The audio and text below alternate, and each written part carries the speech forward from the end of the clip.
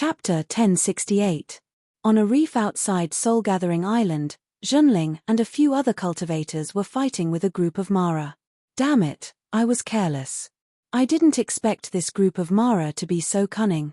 They actually knew to set up a trap to ambush us. Sage Shen Yong pushed the magic treasure in his hand, and a series of explosions sounded dozens of feet in front of him. Countless flames rose and burned several Mara until they wailed like ghosts and howled like wolves. It's all because of you. You advance rashly every time because of greed. Isn't it just a list?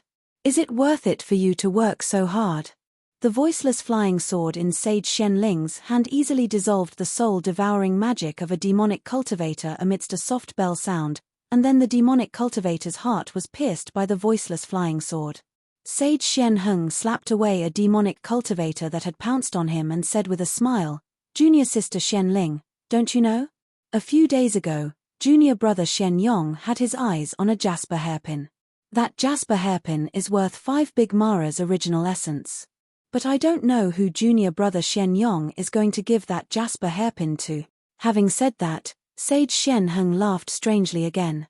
Sage Shen Yong's face was already abnormally red because he had cultivated fire attribute skills, and now it looked like blood was seeping out of his face. He hit a great demonic cultivator in the air until his body was ablaze, but he even forgot to collect the original essence. He roared, "Senior brother Shen Heng, you're very talkative. Looks like we'll have to fight after we return to the island." Sage Shen Heng's laughter stopped abruptly, but Du Feng suddenly said coldly, "Bloodshorer is here." The three of them were startled. When they turned to look, they really saw a blood-red light cutting through the sky and coming toward the island where they were. Sage Shen Yong laughed and said, "It's been a long time since I fought with Bloodshorer. We've all improved a lot during this time. Why don't we join forces and fight?" Immortal Shenling gnashed her teeth in hatred and scolded, "Fight? What fight?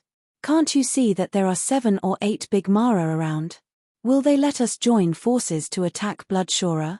Shen Yong was scolded into submission by perfected Shen Ling. Perfected Shen Heng said helplessly, "We're surrounded now and can't escape. Let's ask for help." Shen Feng raised his hand, and a white light exploded into the sky. It could be seen from 100 miles away. However, this signal for help did not receive any reinforcements. Instead, a beam of light cut through the sky again from afar. It was another Bloodshorer rushing over. Shen Yong pushed Shen Ling away and fought against the Bloodshorer that came first. Before a mouthful of blood fell on the sea, it ignited a wall of fire in midair. The 4 of them took the opportunity to escape, but before they could go 5 miles, another Blood Azura rushed out from the side and blocked their way. "It's over. I've failed miserably in such an easy task.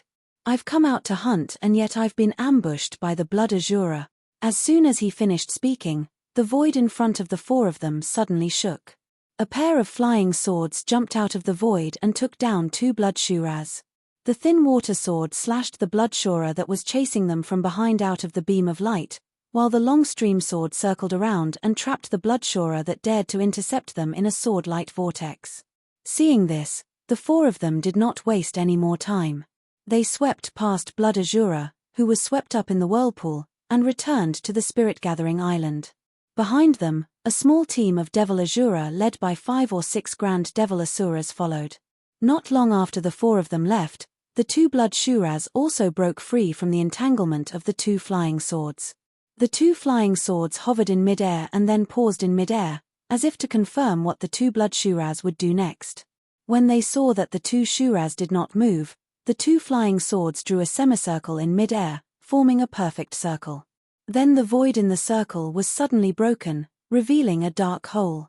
The 2 flying swords drilled into the hole and disappeared, and the broken void gradually returned to its original state. After seeing the 2 flying swords disappear, the 2 Bloodshuras finally did not have the courage to chase after them. After hesitating for a while, they flew away from the place. Although Shen Yong and the other 3 had escaped from the ambush of Mara, the 4 of them did not look too good and were silent along the way. Seeing that they were about to reach the Soul-Gathering Island and the light of the island's protective array was already visible in the distance, Shen Yong could not help but curse silently, his face showing anger. Although Zhenren Xianheng was the weakest among the four of them, he was the most experienced. Seeing the depressing atmosphere, he smiled and said, all right. No matter what, it can be considered as a narrow escape from death. Zhenren Xianyong immediately said loudly, we can't ask for help every time we are in danger. At the end of the day, we are still not strong enough. Let's not talk about the 6 major sects. Nowadays, which major sect doesn't have a Dharma adept as the leader of their third-generation disciples? Zhenren Xianyong paused, as if feeling that the anger in his heart had not been vented. He continued, our Zhenling is about to have the qualifications to be a major sect, but us third-generation disciples are completely different from the direct descendants of those major sect. Zhenren Xianheng's expression did not look good either, but he still comforted him.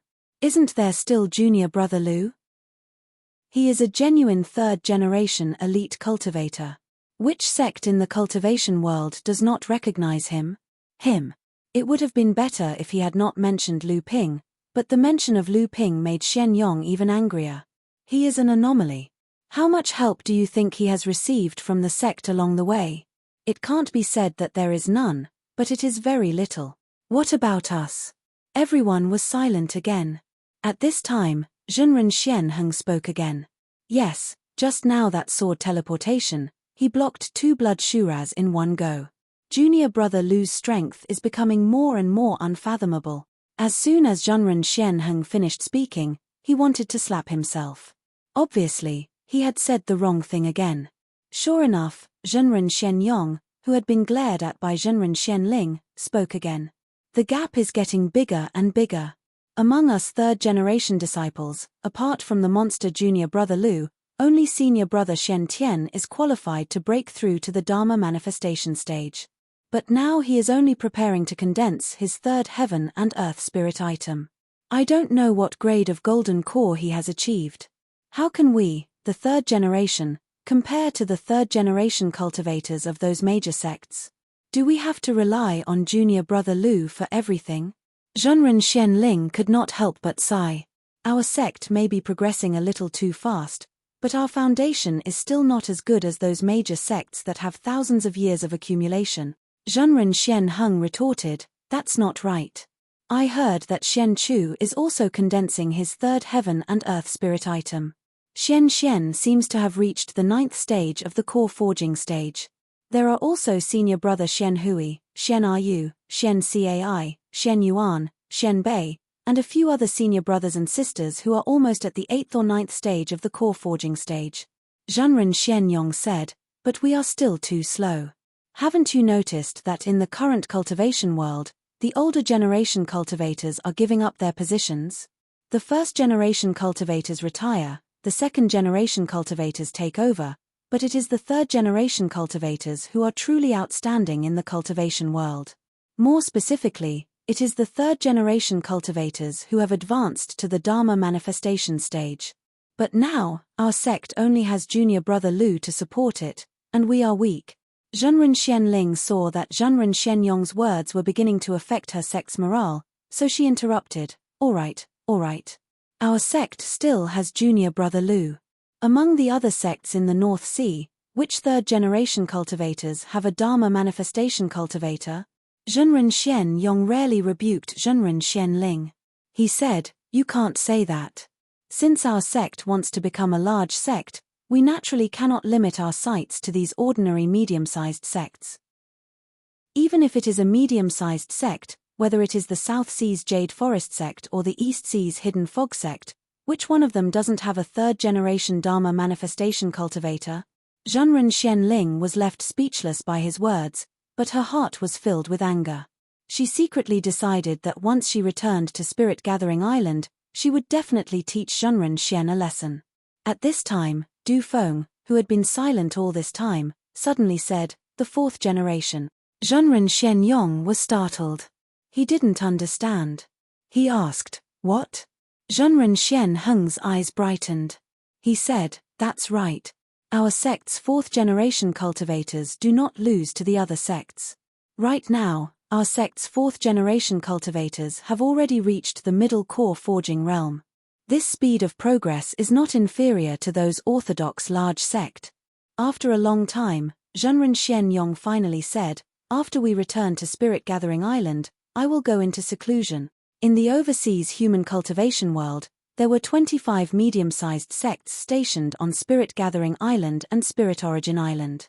However, only Zhenling's family had shone brilliantly thanks to Lu Tianping. In addition to Zhenling's status as an alchemist grandmaster, all the sects knew that Zhenling was aiming to become the first large sect in the North Sea after 400 years.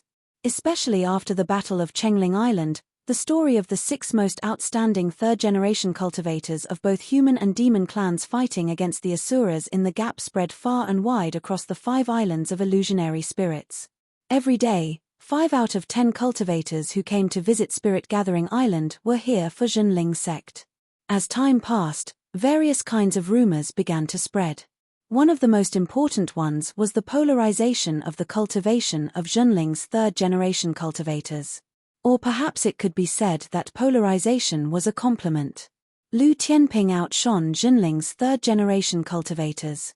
Half of Zhenling's prestige in Spirit Gathering 5 Islands was due to him. They were both third-generation cultivators, and they were all direct descendants of Zhenling's third-generation cultivators. Why was the gap so big? In the end, it was just a medium-sized sect. Did they think that just because they had a genius, they could stand shoulder to shoulder with those large sects? They only valued Lu Tianping, not Zhenling. These days, Master Xianyong and the others had had enough of the cynicism and ridicule directed at Zhenling. Fortunately, Zhenling's unity had always been good. As these rumors increased, they realized that someone was playing tricks behind the scenes. Naturally, the other sects were happy to take advantage of the situation and instigate the antagonism between the third-generation cultivators of Zhenling. However, Master Xianyong and the others were proud people. Although they did not resent Lu Ping because of this, they still felt indignant. However, this anger was used to reflect on themselves and instead stimulated their desire to improve. After the 4 of them returned to Spirit Gathering Island, the void above the island shook and Lu Ping walked out. Behind him was Chu Haidong. Chu Haidong smiled and said, "The senior brothers of your sect are very ambitious. It seems that the recent rumors about your sect have the opposite effect." Lu Ping sneered and said, "It's just some dirty tricks. If our sect can't even resist such rumors, then we don't need to attack the large sect." The 2 of them hovered in the air and looked in the direction that Master Xianyong and the others had left. The void shook again and the thin water-flowing sword came out. It circled around Lu Ping and then disappeared into Lu Ping's body. Chu Haidong saw this and said, "Brother Lu's flying sword is probably at the last step, right?" Recently, the 5 islands of phantom spirits have attracted several spiritual treasure lightning tribulations. "Brother Lu, do you want to give it a try?" Lu Ping smiled and said, "There's no rush. It's better for this pair of flying swords to settle for a while." Chu Haidong smiled and said, "That's true. I don't know how many spiritual treasure lightning tribulations have been completed, but I heard that 2 of them have been destroyed. Transforming a spiritual treasure into a spiritual treasure is both easy and difficult. However, this also shows that the pressure on spiritual treasures is too great. It seems that during the recent war between the human and demon clans and Mara, many spiritual treasures have been destroyed, right?" Chu Haidong sighed and said, "That's right. My father's second tribulation spiritual treasure was almost destroyed. Although the weapon spirit was preserved, I don't know when it will recover." Lu Ping smiled and asked, "Speaking of Senior Tianyu's injury, how is he now?" Chu Haidong glanced at Lu Ping and said, "Brother Lu, do you want to know if my father's injury was caused by the Flame Coffin's life-prolonging pill or by Brother Lu's spiritual water-refining technique?" Lu Ping neither admitted nor denied it. Chu Haidong continued, "Actually, the reason why I invited Brother Lu to participate in the trade fair is to collect the materials that Lu Ping listed for refining the spiritual water-refining pill. However, before that, I would like to ask Brother Lu to follow me back to Chengling Island." "Why?" Chu Haidong smiled bitterly. "This is actually Brother Hai Xiao's idea. He was grounded by 6th Grandpa because of his relationship with Sister Hailan. Brother Lu's invitation to participate in the trade fair just happened to give him a chance to escape. Now that you have a lot of face, Even sixth grandpa can't refuse. When the time comes, father can just say a few words and brother Hai Xiao's punishment will only exist in name. Lu Ping smiled and said, "So your clan intends to use my method?" "You can say that." Chu Haidong said, "Yes, sixth grandpa still seems to be a little distrustful of you. I heard from brother Hai Xiao that the two of you originally had a deal to make with sister Hailan's introduction. However, you were unwilling to reveal your request.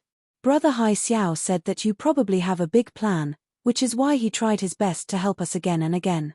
It's so that we can't refuse your request in the future."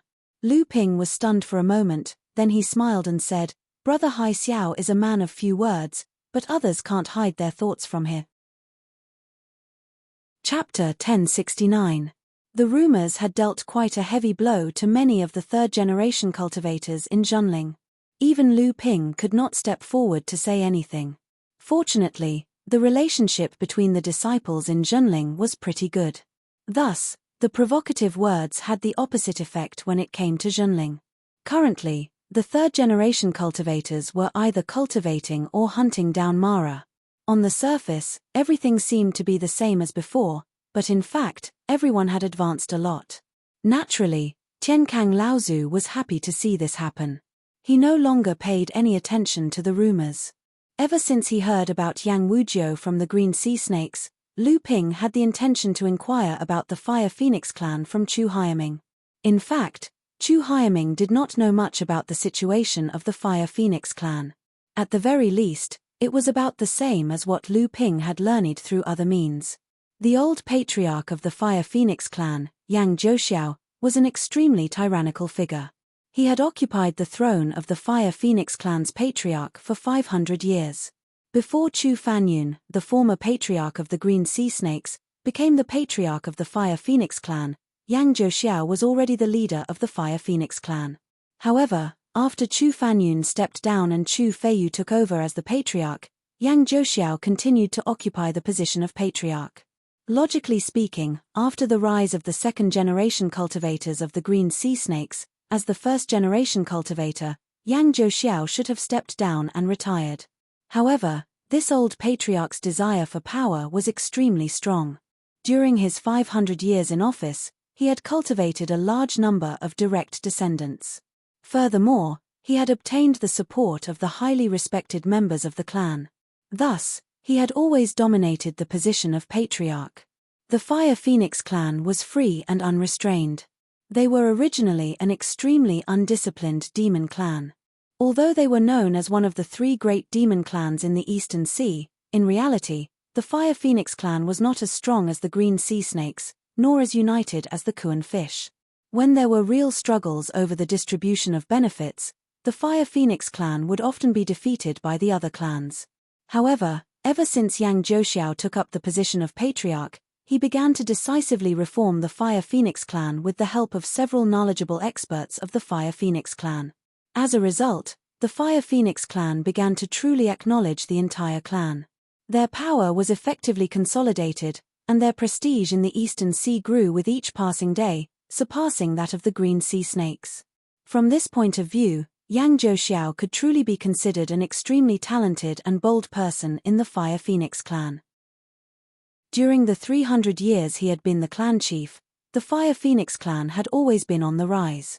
However, after 300 years of reform, the Fire Phoenix clan was already on the right track. It was time for the Fire Phoenix clan's patriarch to step down and pass his position to someone more capable. However, at this time, this old patriarch, who had an extremely strong desire for power, refused to step down. This caused a huge uproar within the Fire Phoenix clan, and the Fire Phoenix clan began to split. A portion of the newly risen second and third generation cultivators of the Fire Phoenix clan split off from Yang Zhouxiao's power with the support of several first-generation experts who had originally supported Yang Zhouxiao's reform. They requested Yang Zhouxiao to step down from the position of patriarch, and obtained the approval of a considerable portion of the ordinary cultivators of the Fire Phoenix clan. At this time, some conservative forces who had originally opposed the reform also jumped out to attack Yang Zhouxiao wantonly. Yang Zhouxiao had clearly overestimated the results of his 300 years of hard work. It was true that he had gathered a group of direct descendants around him, and he had also won over a portion of the ordinary cultivators of the Fire Phoenix clan due to his 300 years of prestige. However, his tyrannical nature and his refusal to listen to any opposing opinions were also criticized by others. Although the Fire Phoenix clan had been on the rise for the past 300 years, there had been many strategic mistakes during this period, and most of them were caused by Yang Zhouxiao's tyrannical nature. For the past 200 years, Yang Zhouxiao had always been working hard to reunite the divided Fire Phoenix clan under his control. Thus, he set his goal on the Third Lightning Tribulation. He believed that once he achieved the pure Yang avatar, his authority in the Fire Phoenix clan would undoubtedly increase. At the same time, he would also be able to win over a few of the neutral factions that had drifted between the three great powers to his side. However, even though Yang Zhouxiao had not neglected his cultivation for the past 500 years, it had still dragged down his cultivation progress. Wanting to overcome his Third Lightning Tribulation in such a short period of time was truly beyond his ability, so he had thought of borrowing external help. At this time, the wooden Phoenix Minor repairs that Grandmaster Flame Spirit Coffin had originally protected had gradually entered the eyes of the Fire Phoenix clan's great powers as he grew.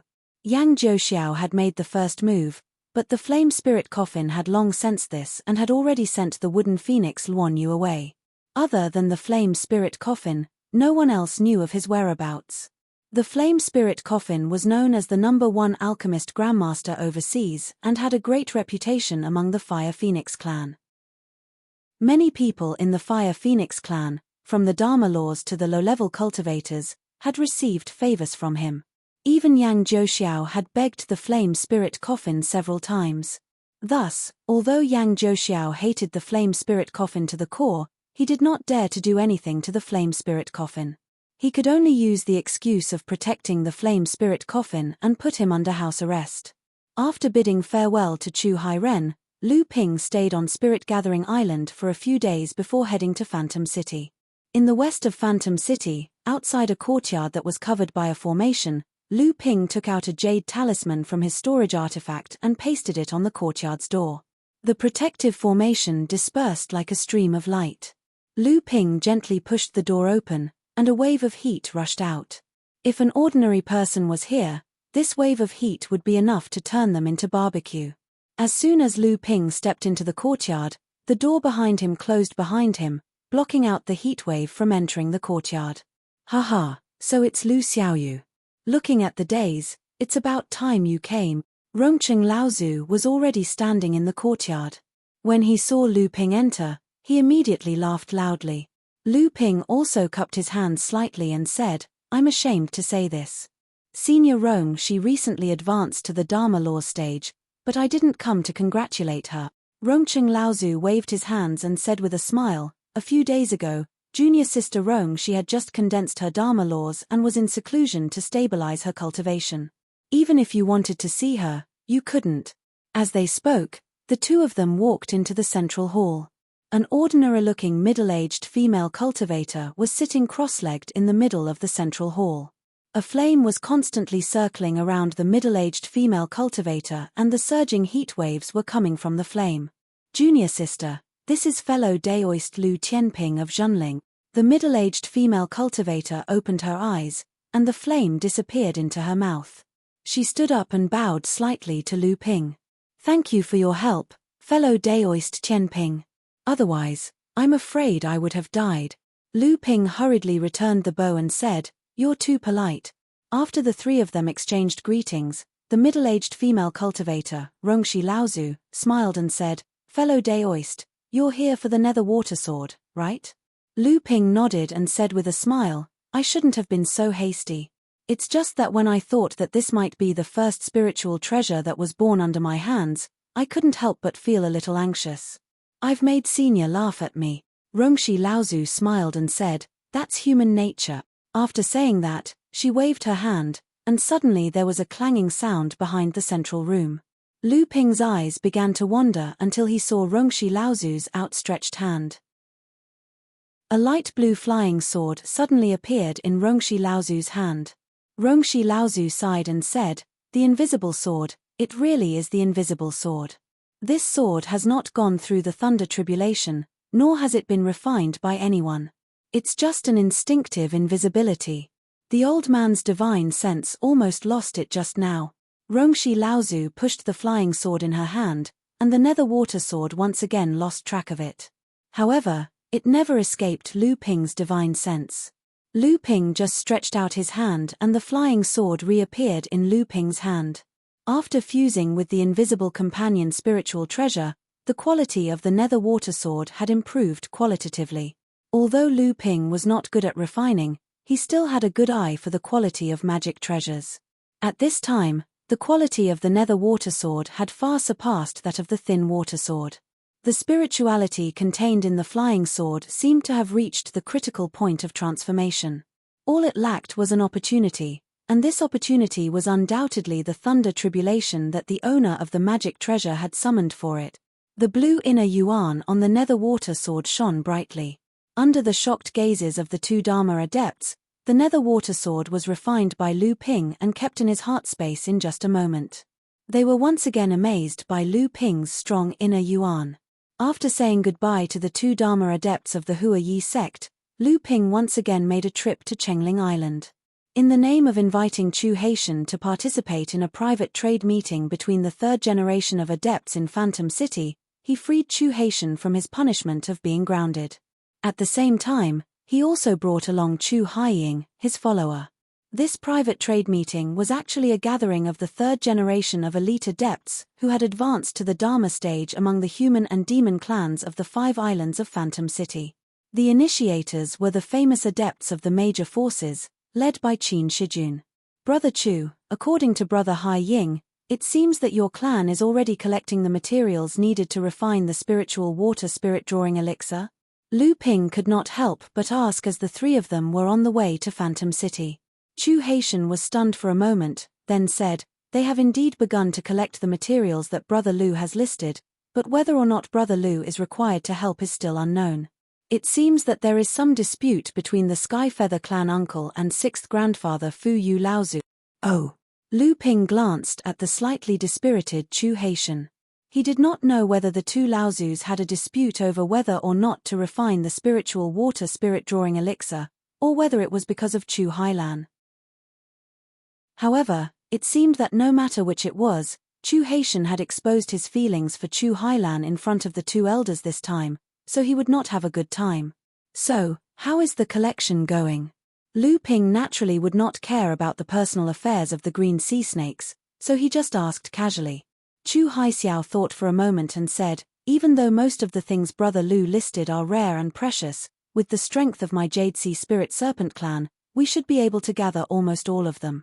Only that myriad profundity dew is slightly difficult." "Wonder Jade Nectar?" Lu Ping said in surprise. "Although this item is rare, it is only of the heaven middle grade.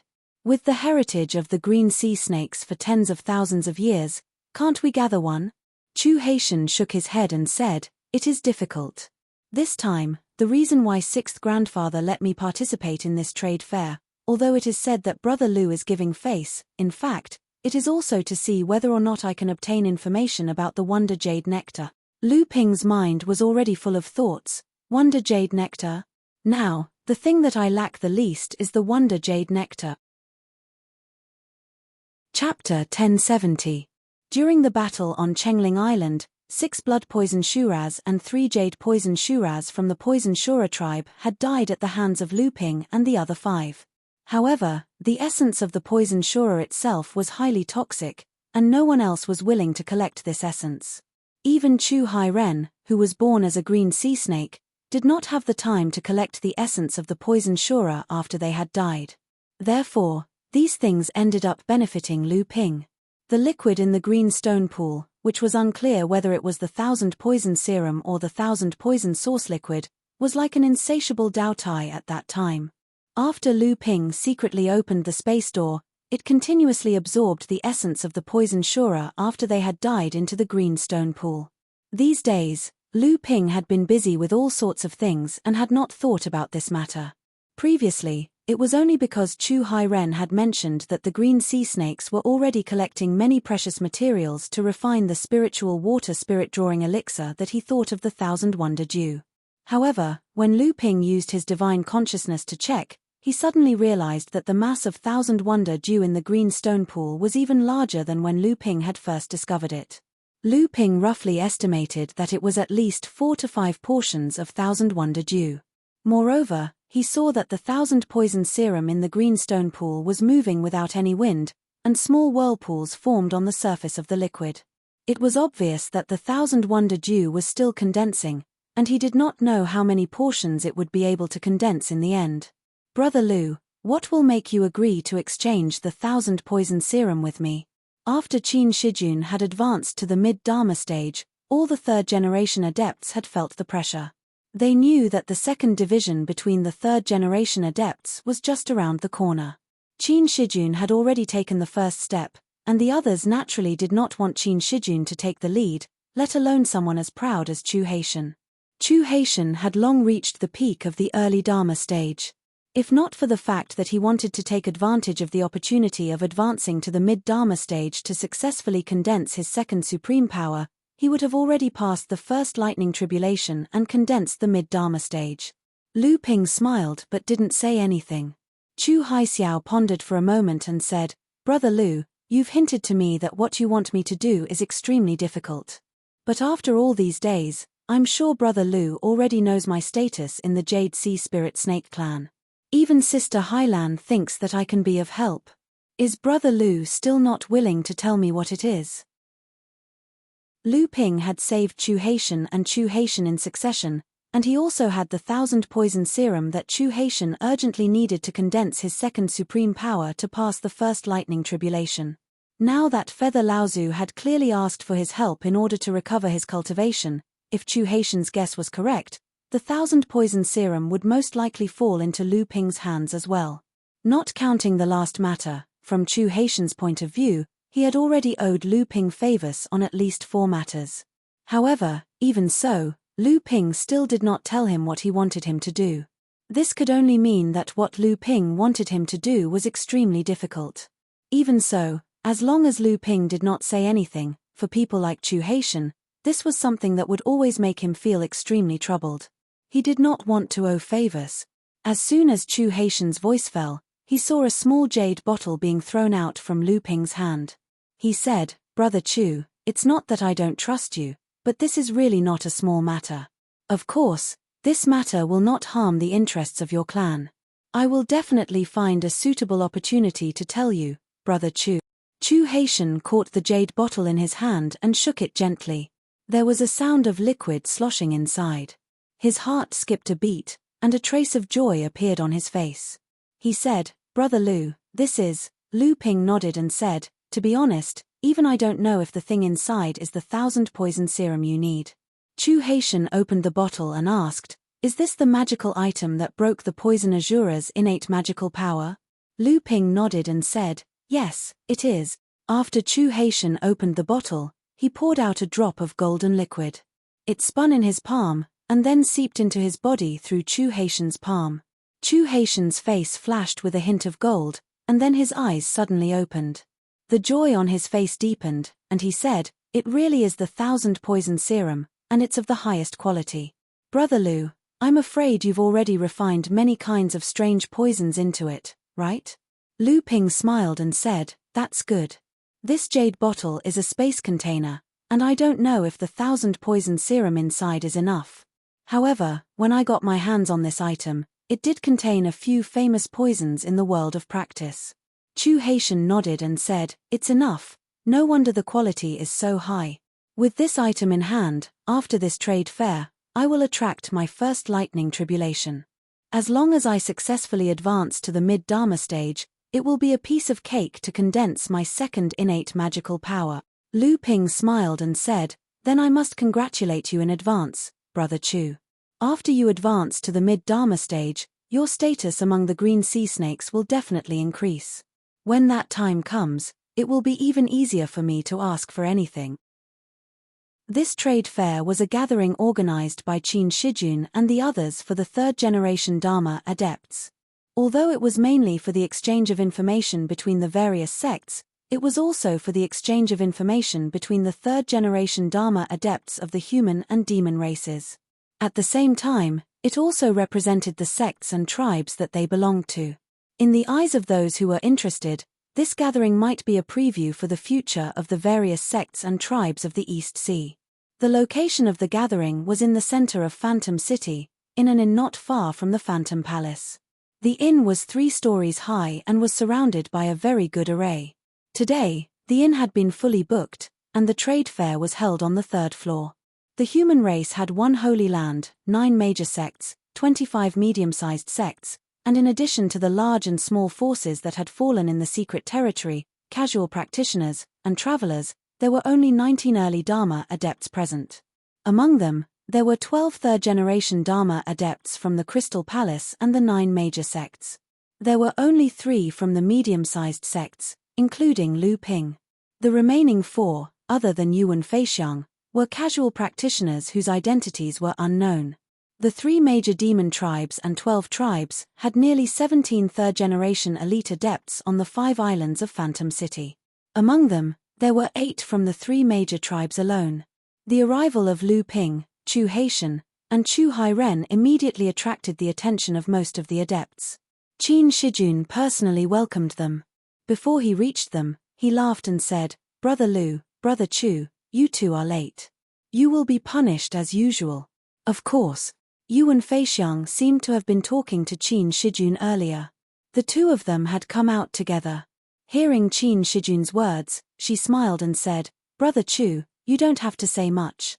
You may not know this, but Brother Lu has always been known as the treasure boy in the North Sea. He is also a great alchemy master. If the 3 of you can't bring out a decent treasure today, we will not let it go." With the flattery of these 2, although many of the adepts present did not think much of Lu Ping, they did not want to disrespect Qin Shijun and Yuan Feixiang. With all kinds of thoughts, they all chimed in. In the Battle of Chengling Island, Lu Ping had shone brilliantly. At the gap in the matrix, he had joined forces with Qin Shijun and the other 5 to fight against the Asuras. The strength he had displayed was not inferior to any of them, and it had shaken the entire 5 islands. The impact on the other third-generation Dharma adepts was even more intense. One had to know that the 5 people who had fought against Lu Ping, excluding Lu Ping, were all people of high status. Not to mention Qin Shijun, Yuan Feixiang, who was the number 1 expert of the top aristocratic family, had a status similar to Qin Shijun's. Even the adepts of the large sects had to show enough respect in front of Yuan Feixiang. As for Kong Qianjun and the Flame Coffin, they were the top figures among the Kuan Fish and Fire Phoenix clans. As for Chu Haitian, there was no need to mention him. The status of the Green Sea Snakes in the Demon clan was comparable to that of the Crystal Palace in the Human clan. Before Qin Shijun had advanced to the mid-Dharma stage, he had been on par with him. He was also the legitimate son of the leader of the Green Sea Snakes, Chu Feiyu, and the grandson of the previous leader, Chunyang Laozu, Chu Fanyun. Compared to the status of these 5 people, Lu Ping's status was like the difference between clouds and mud. He was just a practitioner of a middle-sized sect. No one knew what good luck he had, but he dared to call himself the boy of many treasures after getting a few decent magic treasures. It seemed that only in the poor North Sea would he be praised to the sky. However, when he entered the inn, he was walking with Chu Hai. It was obvious that their relationship was not shallow. Coupled with the fact that Qin Shijun, Yuan Feixiang, and the others had personally come out to welcome him, some cultivators had no choice but to retract the trace of contempt in their hearts. However, it also aroused the jealousy and dissatisfaction of some cultivators. Lu Ping naturally understood the expressions of the people around him. He smiled and said, "In front of all of you, my wealth is nothing. But Brother Qin and Brother Yuan are of noble birth, and you are the initiators of this gathering. I wonder what kind of eye-opening treasures you have brought us." Seeing that Lu Ping had easily kicked the ball back to him, Qin Shijun laughed and said, "It seems that Brother Lu can't wait any longer. Since everyone has arrived, then let's not waste time and begin." Everyone responded and went to the 3rd floor of the inn. The 36 Dharma adepts sat casually on the 3rd floor, leaving only a display stand at the top. All the practitioners present had to come forward and display at least one treasure for trade. Everyone sat down, and the innkeeper led the servants to serve fragrant tea and spirit fruits. However, Yuan Feixiang was the first to walk up to the display stand. A spirit prohibition box slowly opened, and from time to time, flashes of blue lightning burst out from a fist-sized stone, immediately attracting the attention of many practitioners present. I'll start first. This is a sky thunder strange stone from the collection of my Yuan family.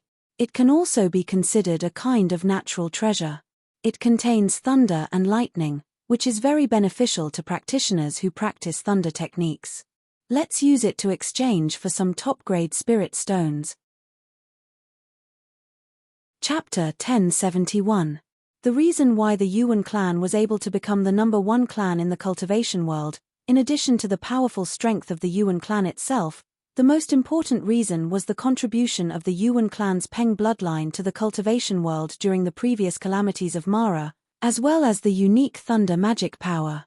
The thunder magic power was the most destructive magic power to Mara among all the magic powers in the cultivation world, and the Yuan clan was the vanguard of the resistance against Mara during the previous calamities of Mara. The number of cultivators of the Yuan clan who had fallen in the previous calamities was unknown. It was precisely because during the previous calamities of Mara, the cultivators of the Yuan clan were all over the cultivation world to assist the human and demon races in resisting the invasion of Mara. Therefore, there was even a proverb in the cultivation world, when Yuan comes, Mara comes. It sounded as if the calamities of Mara came with the footsteps of the Yuan clan. Even so, the Yuan clan had always been prosperous in the cultivation world by virtue of their Peng bloodline and their unique thunder magic power. Moreover, because of their contribution to the cultivation world during the previous calamities of Mara, they had won the common respect of both the human and demon races. Therefore, since the 7th patriarch opened the sky, the Yuan clan had firmly occupied the position of the #1 clan in the cultivation world. Whether it was in terms of strength or contribution to the cultivation world, they were worthy of this title. As the #1 person in the 7th patriarch, Peng Daoren was naturally an omnipotent existence. However, his most powerful magic power was undoubtedly the thunder magic power. Not to mention the famous #1 divine weapon when opening the sky, the 7 thunder treasures calabash. The reason why Peng Daoren was able to suppress Jiao Daoren and become the #1 person in the 7th patriarch was because of the thunder magic power displayed by the 7 thunder treasures calabash. Although in the cultivation world, except for the Yuan clan, which was known as the descendant of Peng Daoren, the other races could not practice the supreme thunder magic power, but the cultivators of the two races could still practice the great thunder magic power. It was just that the great thunder magic power often could not form a system of its own. It had to be attributed to the attribute of the cultivator's own cultivation method. For example, Lu Ping, who practiced the water attribute cultivation method, if he wanted to practice the thunder magic power, he could only condense the divine power seed of the yin water divine lightning. Even so, the thunder magic power was still an extremely difficult magic power for ordinary cultivators to practice. If it was not for the help of the 7 thunder treasures calabash, Lu Ping would not have been able to condense the yin water divine lightning into a great magic power so easily. Of course, the thunder magic power could also use other external forces to speed up the cultivation or reduce the cultivation difficulty. The Heaven Thunder Wondrous Stone was one of them, and it was one of the more outstanding treasures. Especially in the face of Mara's crisis, with a thunder magic power in hand, coupled with a treasure that was suitable for using the thunder magic power, the effect was often comparable to the power of a supreme magic power, but the difficulty was much easier than condensing a supreme magic power. Furthermore, even if a thunder magic power was not used to deal with Mara, when fighting with others, it would still be one of the most powerful of the great magic powers. Otherwise, how could the Yuan clan have been able to stand tall in the cultivation world for tens of thousands of years without falling? All these aside, just the Sky Thunder Rare Stone itself, with just a little bit of refinement, would be an incredible defensive treasure. When it was detonated during a battle, the power that it would unleash would be something that even a mid-Dharma adept would have to avoid. Therefore, when Yuan Feixiang displayed the Heaven Thunder Wondrous Stone on the display stage, it instantly attracted the exclamations of the dozens of Dharma adepts present. A practitioner suddenly asked loudly from below the stage, "Friend Yuan, such a treasure, are you really only using it to exchange for the best spirit stone?" Yuan Feixiang made a helpless gesture and said, "I am not an overseas practitioner after all, and the spirit stone mine of the 5 Phantom Islands is not for me to enjoy. I can only use this stone to exchange for some training supplies." Since the theft of the spirit stone mine of Yuanling Island had weakened the protective matrix of Chengling Island and was broken by Mara's army, the great practitioners of the human and demon clans in the Phantom Palace had made a decision, which was to excavate the spirit stone mine in a planned way and supply it directly to the practitioners of the various sects, in order to strengthen the cultivation and strength of the practitioners of the various sects, and to have more power to resist Mara's attack.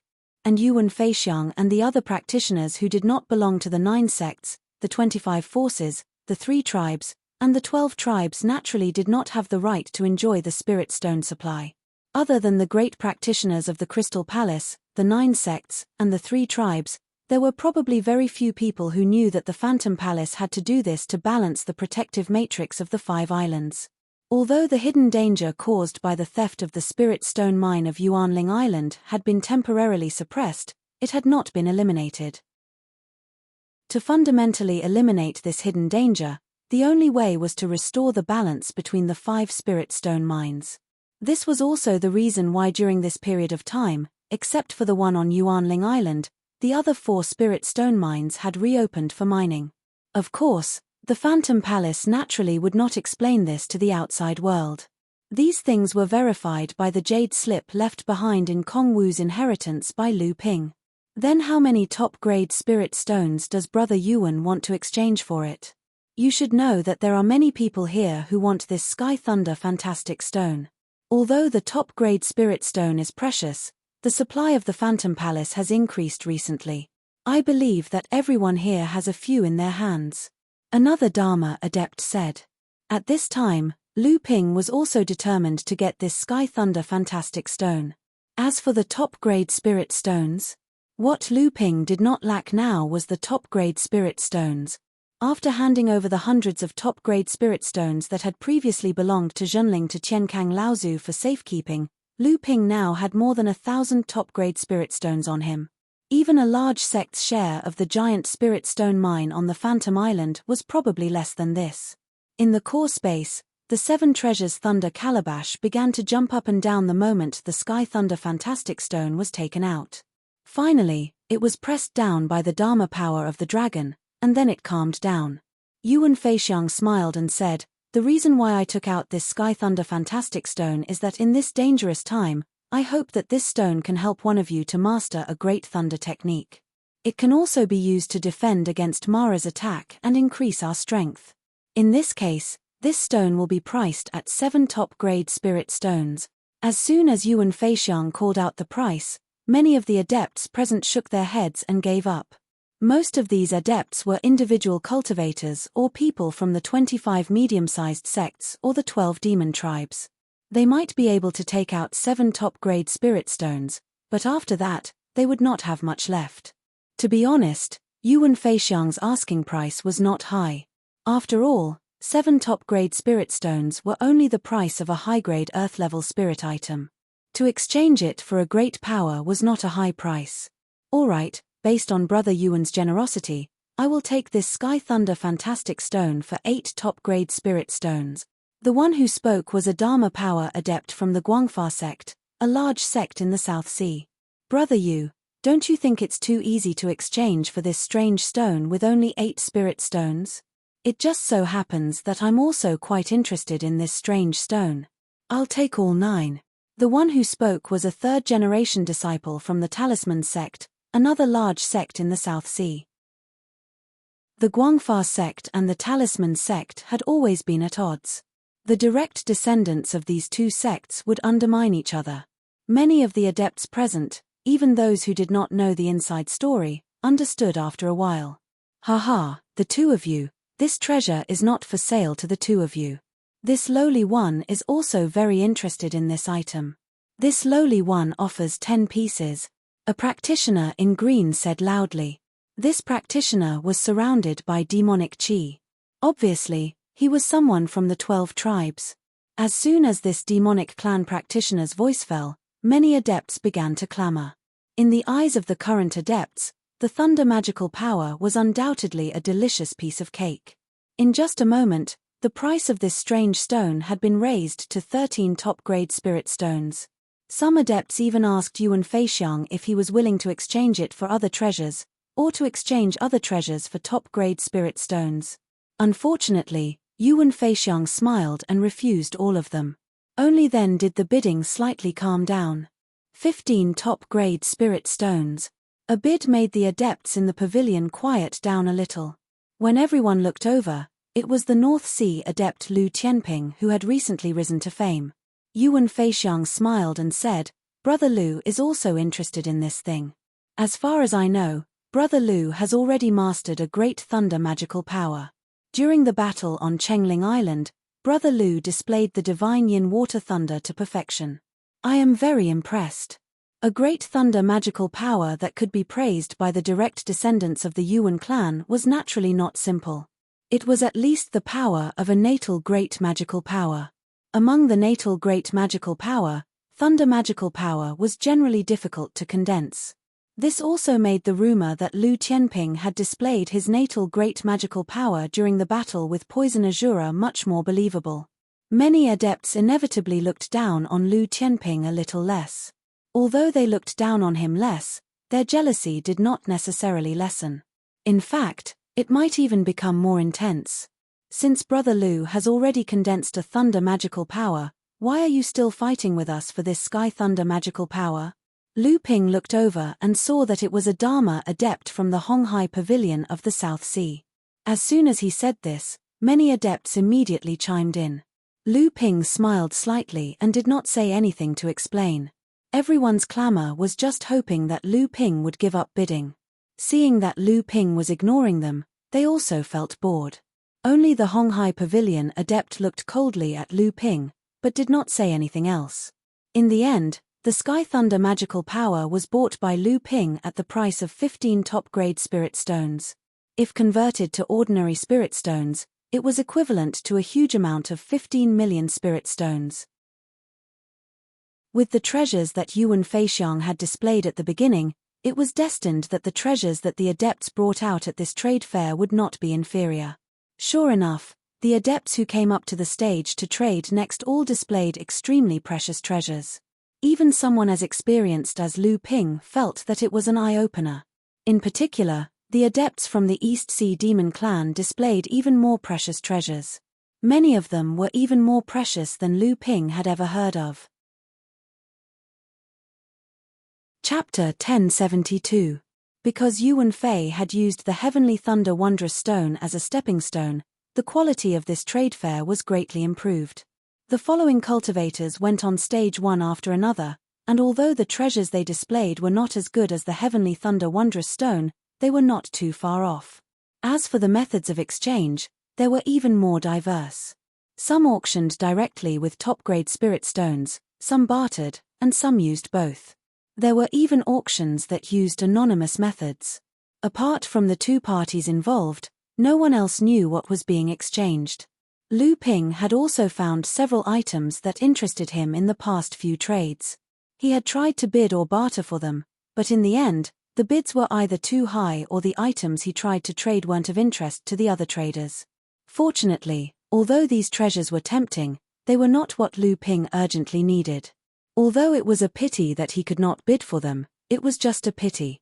A piece of strange coral gold ore, weighing 23 kilograms, pure in quality, can be exchanged for 5 portions of Blood Demon Luo-level spiritual essence. Of course, if fellow Taoists like this item, you can also increase the price, and naturally, the highest bidder will obtain it. A female cultivator from the Demon clan, dressed in clothes that looked like seaweed, placed a piece of alternating yellow and blue coral on the display stand. This person was from the bright-colored Snake clan, one of the 12 clans of the East Sea. They were one of the most tyrannical forces among the 12 clans. Lu Ping was taken aback when he heard about the mutated coral metal. He had heard about the mutated coral metal from Chen Lian before. It was an extremely rare spiritual material, especially when used to forge some water-attributed mystic treasures. It could greatly enhance the quality of the mystic treasure. When Lu Ping obtained it in the North Sea, he had given Chen Lian 24 corals that contained various top-grade spiritual materials, and one of them contained mutated coral gold. When Lu Ping was upgrading the aquaslite sword, Chen Lian had refined a very small amount of exotic coral gold from the 24 corals into the aquaslite sword. That was how the aquaslite sword was upgraded to a spirit-nurturing level magic treasure. Chen Lian had once told Lu Ping that exotic coral gold was a special spiritual material that could be used to upgrade a spirit-nurturing treasure to a spirit treasure. Unfortunately, it was extremely rare in the cultivation world. If Lu Ping had not obtained a companion spirit treasure with an invisibility effect, which allowed the water spirit sword to reach the level of a top spirit-nurturing treasure that could attract a thunder tribulation, Lu Ping would have searched for it to upgrade the water spirit sword. Although this piece of coral was just a coral exotic gold ore, even if it was pure in quality, it would be good enough to extract 2 to 3 grams of pure coral exotic gold from 23 kilograms of ore. But this 2 to 3 grams of coral exotic gold ore, although it did not need to be used on the aquaslite sword now, if it was refined into the thin water flowing sword, it would be enough for the pair of flying swords to reach the level of a top spirit nurturing treasure. In the future, the possibility of attracting a thunder tribulation to become a spirit treasure would be greatly increased. Hua Dai Yi, are you kidding me? Although this coral exotic gold ore is rare, you know what this means. It means that at least 7 or 8 blood Mara beasts have died in order to collect enough blood Mara essence. That's right. Including Mara beasts' large-scale invasion of the fallen mystery land, until now when they have surrounded the 5 illusory islands, a rough estimate shows that the number of Mara beasts that have been killed by the combined forces of the human and demon clans is less than 100. But the human and demon clans have lost at least 50 to 60 Dharma plane adepts. 5 complete blood Mara essence. Even if they had it, who would be willing to give it up? Generally speaking, Mara beasts were more powerful than the human and demon clans of the same level. However, Mara beasts usually had low intelligence. Although they were not afraid of death, they were unusually stupid. When fighting with the human and demon clans, as long as they did not encounter each other, the human and demon clans usually had the upper hand. However, Mara beasts often had the advantage in numbers. Because of this, even if the human and demon clans' combined forces could achieve twice the results, they would still be at a disadvantage. Hua Dai smiled coquettishly and said, I only ask for a fair trade. If you think that the price I set is too high, you can ignore it. It was not easy to collect Mara essence. Even if a practitioner set up a trap to ambush a bloodshorer, and there were no other Mara beasts to disturb them, they would be able to collect the essence in advance. It was already very difficult to collect 70% of the essence after Mara beast's death. What's more, it was basically impossible to encounter such a situation in a battle with a blood demon. Usually, it was rare to be able to collect 40 to 50% of the original essence of a blood demon. If he encountered a sneak attack like the one on Chengling Island, he could not even care about his life, let alone collect the original essence. Only people like Lu Ping, who carried a spirit treasure like Ling Long, had a special ability to collect the essence of a bloodshorer. After the death of a bloodshorer, if the timing was right, he could often collect 80 to 90% of the bloodshorer's essence, far surpassing the methods of the other sects. However, Lu Ping had also heard that a few large sects and the 3 major tribes had a method to further purify the essence of Big Mara and replace the essence of blood Mara beasts. Lu Ping had confirmed this from Chu Haitian. However, these methods were naturally top secret. Although Chu Haitian admitted that such methods existed, he could not pass them on to Lu Ping. In this way, it could greatly make up for the shortage of the essence of blood Mara. However, when Hua Dai Yi asked for 5 portions of the essence of blood Mara beast's level, many practitioners who were interested in the coral gold mine looked pained. Among them were practitioners from the 9 sects and the 3 major tribes. It could be seen that even if this kind of purification method existed, it must have many limitations, which made the essence of origin very scarce after purification. When Lu Ping was about to bid, Qin Shijun said with a smile, the coral gold mine can only be found by luck. Although 5 portions of the essence of blood Mara beast's level are valuable, I still have to fight for it. After saying this, he placed 5 spirit restraining bottles in front of him, which contained 5 portions of the essence of blood Mara beast's level. The crystal palace was rich and powerful. With Qin Shijun's status, it was not difficult for him to take out 5 portions of the essence of origin. As soon as Qin Shijun's voice faded, Kong Qianjun followed up with a loud voice, I also have 5 portions of original essence Qi. Since Brother Qin has already spoken, I will add 2 pieces of top-grade spirit stones. What do you think? The coral gold mine was a rare spiritual material that could be used to improve the quality of spiritual treasures. Naturally, these 2 people were not the only ones who wanted it. Chu Haitian also said, 6 portions of the essence of origin. Qin Shijun smiled and said, it doesn't seem like the 2 of you also want it. In that case, I will also offer 6 portions of the essence of origin and 3 top-quality spirit stones. How about that? Kong Qianjun touched his head.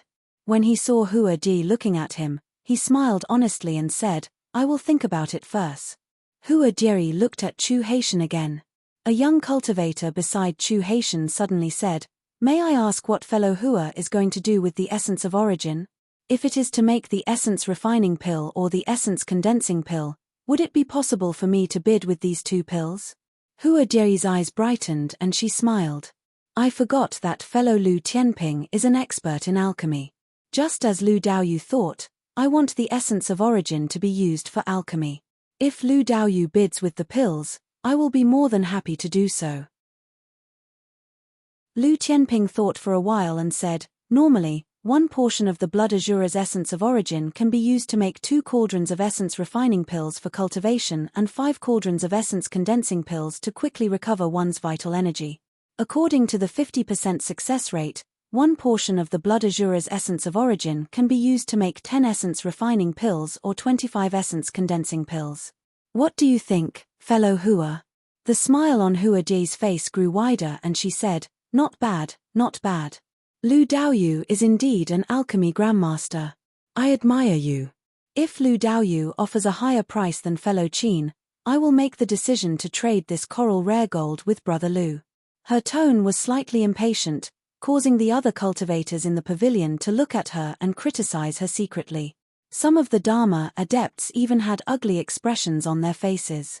Seeing this, Chu Haitian, who was at the side, hurriedly advised in a low voice, Brother Lu, your estimate is too high.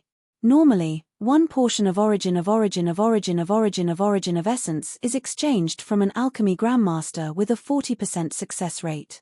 If you offer a 50% success rate, not only will your sect suffer a great loss, you might even become the enemy of the many alchemy grandmasters on the 5 islands of illusionary spirit. Lu Ping was slightly stunned. Only then did he realize that those cultivators with ugly expressions were alchemy grandmasters from his sect, who had come to the 5 islands of illusionary spirits. Thus, he said, fellow Hua, you must be joking. My estimate of 50% success rate is already higher than the publicly accepted estimate of the alchemy grandmasters on the 5 islands of illusionary spirits. How can I offer a price higher than fellow Qin? How about this, if fellow Qin offers 6 portions of origin of essence and 3 pieces of top-grade spirit stones, I will offer 6 bottles of essence refining pills and 3 pieces of top-grade spirit stones. How about that? As soon as Lu Ping said this, it was clear that the 50% success rate was based on his own sect's estimation and had nothing to do with the exchange rate for elixirs on the 5 islands of illusionary spirits. Many of the cultivators in the pavilion immediately relaxed. Seeing that a great bargain had slipped out of her hands, Hua Di could not help but glare at Chu Haitian, who had reminded Lu Ping. Then, she smiled at Qin Shijun and said, fellow Qin, do you still want to bid? Qin Shijun smiled bitterly and said, if fellow Hua uses spirit stones as the price, then I have the confidence to compete with Brother Lu. But if you use elixirs as the price, then forget it. This was not to say that Qin Shijun's wealth was not as good as Lu Ping's. He was the first direct disciple of the Crystal Palace, a mid-Dharma adept. If he said that his wealth was not enough to compete with Lu Ping, even Lu Ping himself would not believe it. It was just that if he used Lu Ping's method of calculation, Qin Shijun would be at too much of a disadvantage and could only give up. 6 bottles of elixirs and 3 top-grade spirit stones. This piece of rare coral gold was finally in Lu Ping's hands. Lu Ping secretly estimated that if he used the spirit fire smelting purification technique to purify this ore, he might even be able to extract 2 or 3 taels of rare coral gold from it. This way, it would be completely enough to improve the quality of the thin water flowing sword. After the trade fair, he might have to trouble Rong Shi Laozu of the Hua Yi sect. As long as the quality of the thin water flowing sword was improved, the possibility of it surviving the thunder calamity and becoming a spirit treasure would increase greatly. Chapter 1073. In the world of cultivation, except for the 6 holy lands, almost all the large sects had risen during Mara's catastrophe, and gradually accumulated a rich heritage and survived to this day. In the long history of the cultivation world, most of the sects that had perished were also because they did not handle the great calamity of Mara properly. Under the attack of Mara, they were either directly destroyed, or suffered great damage to their vitality, gradually declining until they perished. Or they were struggling at death's door, clinging to the old and conservative. Therefore, whenever Mara's catastrophe came, although it was a disaster for the entire world of cultivation, for many sects, it was also an opportunity to break the old balance, take advantage of the situation, and reshuffle the cards to establish a new structure. And one of the most direct manifestations of this opportunity was the original essence after Mara's death, as well as the accompanying instruments, magic treasures, and even spirit treasures that were left behind. The original essence could replace spirit herbs, and in the hands of alchemists, it could be refined into elixirs that could enhance cultivation. Moreover, the effect was excellent, and the supply was far more abundant than spirit herbs.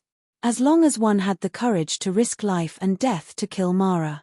As for the accompanying instruments, magic treasures, spirit treasures, and so on, although most of them would also disappear after Mara's death, there would always be some that were lucky enough to survive. When the number of Mara's deaths increased, these small probability events could often bring about a considerable number of drops. Therefore, when Mara's catastrophe came, it was often an excellent opportunity for the various sects to have sufficient resources for cultivation. Their cultivation would advance by leaps and bounds, and the number of magic treasures and spirit treasures would increase explosively. During this time, Lu Ping had collected a lot of original essence through the Linglong wine cauldron, and in the process of refining elixirs for others, he had also accumulated a lot. However, after deducting the supply for his own cultivation and the supply for the sect's disciples, there was not much left after the 6 bottles of Dharma-grade essence refining elixirs were sold. However, because of Lu Ping's bid for the rare coral gold this time, it reminded many cultivators. Therefore, in the next few transactions, the Dharma-grade essence refining elixirs refined with the original essence of Mara's blood became the equivalent of the top-grade spirit stone. The trade fair continued. Many of the cultivators on the platform displayed more than just one item.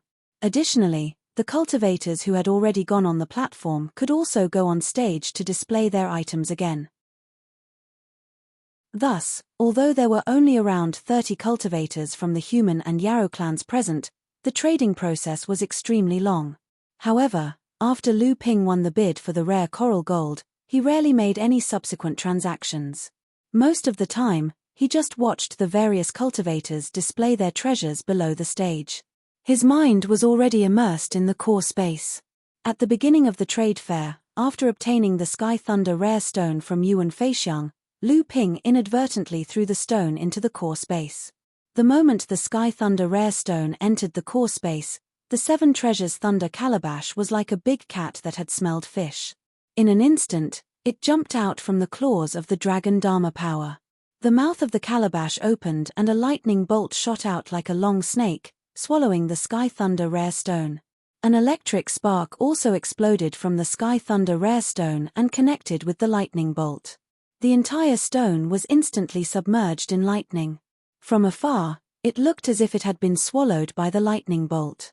The lightning bolt retracted, and the Sky Thunder rare stone also entered the 7 treasures thunder calabash. The entire thunder calabash trembled in the core space as if it was convulsing. Countless lightning bolts seeped out from the surface of the thunder calabash and continued to expand in the core space. The netherwater sword and the thin water sword both hid far away. The golden rock, the spirit of the hanging cloud sail, circled over to investigate, but it was suddenly struck by a lightning bolt. After a mournful cry, the golden rock fled in panic, leaving behind a few feathers. Seeing this, Linglong hurriedly retracted into the wine cauldron and hid in the Dharma power auspicious cloud. The praying mantis cut the few lightning bolts in half and muttered to itself, "Strange, strange." Then, it jumped behind the Dharma power, not wanting to provoke the seven treasures thunder calabash at this time. Lu Ping's divine will descended, and the dragon Dharma power stretched out from the Dharma power auspicious cloud. With a light touch, a Dharma power auspicious cloud flew out and condensed in the air, finally turning into a golden lotus, which corresponded with the 9th grade white jade lotus that the dragon Dharma power sat on. The golden lotus flew to the bottom of the seven treasures thunder calabash, and then the lotus gradually closed, forming a huge flower bud, wrapping the entire seven treasures thunder calabash in it. Colorful lightning still swam on the golden lotus, but it was unable to wreak havoc in the core space. Lu Ping secretly breathed a sigh of relief and turned his attention back to the trade fair. At this time, he saw a cultivator on the stage display a scarlet flame, which immediately caused a commotion among the cultivators present. Who else could it be but the flame spirit coffin? Hihi, I believe that everyone has recognized it as well. It's a heaven-level mid-grade scarlet vulture flame. Needless to say, its firepower is powerful. Although it's not suitable for alchemy or weapon forging, it's suitable for smelting spiritual objects. It's also the flame of choice for cultivating several excellent magical powers after attaining the Dharma power. I believe that everyone understands its value. However, this time, I will be bidding in a blind auction. They can bid however they want, but the final decision is in my hand. Although the flame spirit coffin didn't state the starting bid, if many of the cultivators present were interested in this flame, they wouldn't really want to offend the Fire Phoenix clan with a low price. As soon as the flame spirit coffin finished speaking, more than 10 cultivators in the pavilion were visibly tempted. This flame was no longer of any use to most of the Dharma adepts present. Only some cultivators who practiced fire-based techniques might use it when they were practicing their natural mystiques. However, this didn't mean that the core forging adepts of their respective sects wouldn't be able to use it. A heaven-level mid-grade spiritual object was something that could only be encountered by chance. Once it appeared, they would try their best to fight for it. Lu Ping was a little tempted as well, but he didn't know what item he would use to bid for it. This kind of blind bidding method was the most troublesome. The key to winning this flame depended entirely on the flame spirit coffin's will. However, the flame spirit coffin didn't say what he wanted, and everything depended on the guesses of the bidders. Lu Ping saw that Chu Haitian, who was beside him, seemed to be preparing something as well. His heart skipped a beat as he recalled the day when he went to the Green Sea Snakes' encampment on Chengling Island. He had heard about the leader of the Fire Phoenix clan, the Flame Spirit Coffin's grandfather, Yang Zhouxiao Laozu, attempting to overcome his third lightning tribulation and achieve the pure Yang Dharma power. Lu Ping thought to himself, could it be that the treasures that can help in overcoming the lightning tribulation are one of his goals? However, Lu Ping thought about it again. The treasures that could help in overcoming the lightning tribulation with this flame would probably only be those that didn't have significant effects. Although a heaven-level spiritual flame was precious, compared to the importance of a lightning tribulation to a Dharma power adept, it was undoubtedly inferior. Regardless of whether it was true or not, Yang Zhouxiao's third lightning tribulation should be a breakthrough. Lu Ping reached his right hand into his left sleeve and fiddled with it for a while. He placed 9 golden nut fruits into a spirit sealing box and made a mark on it. Then, he used his spatial powers, and the spirit sealing box in his sleeve immediately disappeared. At the same time, on the stone platform in front of the flame spirit coffin, a ray of light flashed, and a jade box appeared in front of him. At this time, there were already more than 10 boxes, jade bottles, and other treasures on the stone platform in front of the flame spirit coffin. The flame spirit coffin was opening and examining them one by one. From time to time, it would reveal the box that it didn't like, and then activate the teleportation mark on the box to return to the hands of the cultivator who had placed the bid. Going back and forth, except for the flame spirit coffin, No one knew the contents of each bid. Even if the flame spirit coffin knew the contents of each bid, it didn't know the identity of the cultivator who had placed the bid. One by one, the boxes were opened, left, or returned. However, Lu Ping didn't make a sound below the stage. In fact, this flame had already attracted almost half of the cultivators in the pavilion to bid, but no one had made a bid that matched the flame spirit coffin's expectations. In the end, after weighing the remaining boxes, a few more were returned. There were only 2 jade boxes left on the stage, and the teleportation mark left on Lu Ping's jade box had not been activated. At this time, the flame spirit coffin was clearly in a dilemma. The 2 jade boxes in front of him were attractive enough, but at this time, he could only choose one of them. In the end, the flame spirit coffin seemed to have made up his mind. He took out the treasure from one of the jade boxes and placed the scarlet vulture flame, which had turned into a bean-sized ball of flame, into it. He then activated the teleportation mark on the 2 jade boxes, and the 2 jade boxes disappeared at the same time, returning to the hands of the cultivators who had bid for them. With a flick of his sleeve, the jade box fell into Lu Ping's right hand, which was still in his sleeve. Lu Ping opened the jade box without batting an eyelid, and a trace of disappointment flashed in his eyes. The 9 golden nuts inside had been returned to him. It seemed that the flame spirit coffin had not been interested in his bid in the end. Just as Lu Ping was about to put the jade box into his storage magic tool, his spirit sense seemed to have discovered something. The moment he wiped the teleportation mark on the jade box with his right index finger, a line of words appeared on the jade box. An inexplicable look flashed in Lu Ping's eyes. He inadvertently glanced at the flame spirit coffin, who had walked down the stage, and happened to see that the flame spirit coffin seemed to be looking at the cultivators in the pavilion with a look of anticipation. Although the flame spirit coffin had not chosen the item that Lu Ping had bid for, it did not mean that he was not tempted. He had hidden a message under the mark on Lu Ping's jade box, hoping to conduct a private transaction with Lu Ping. This was understandable. Although Lu Ping was not sure how many people had participated in the trade fair, there were definitely many cultivators who had conducted private transactions with each other.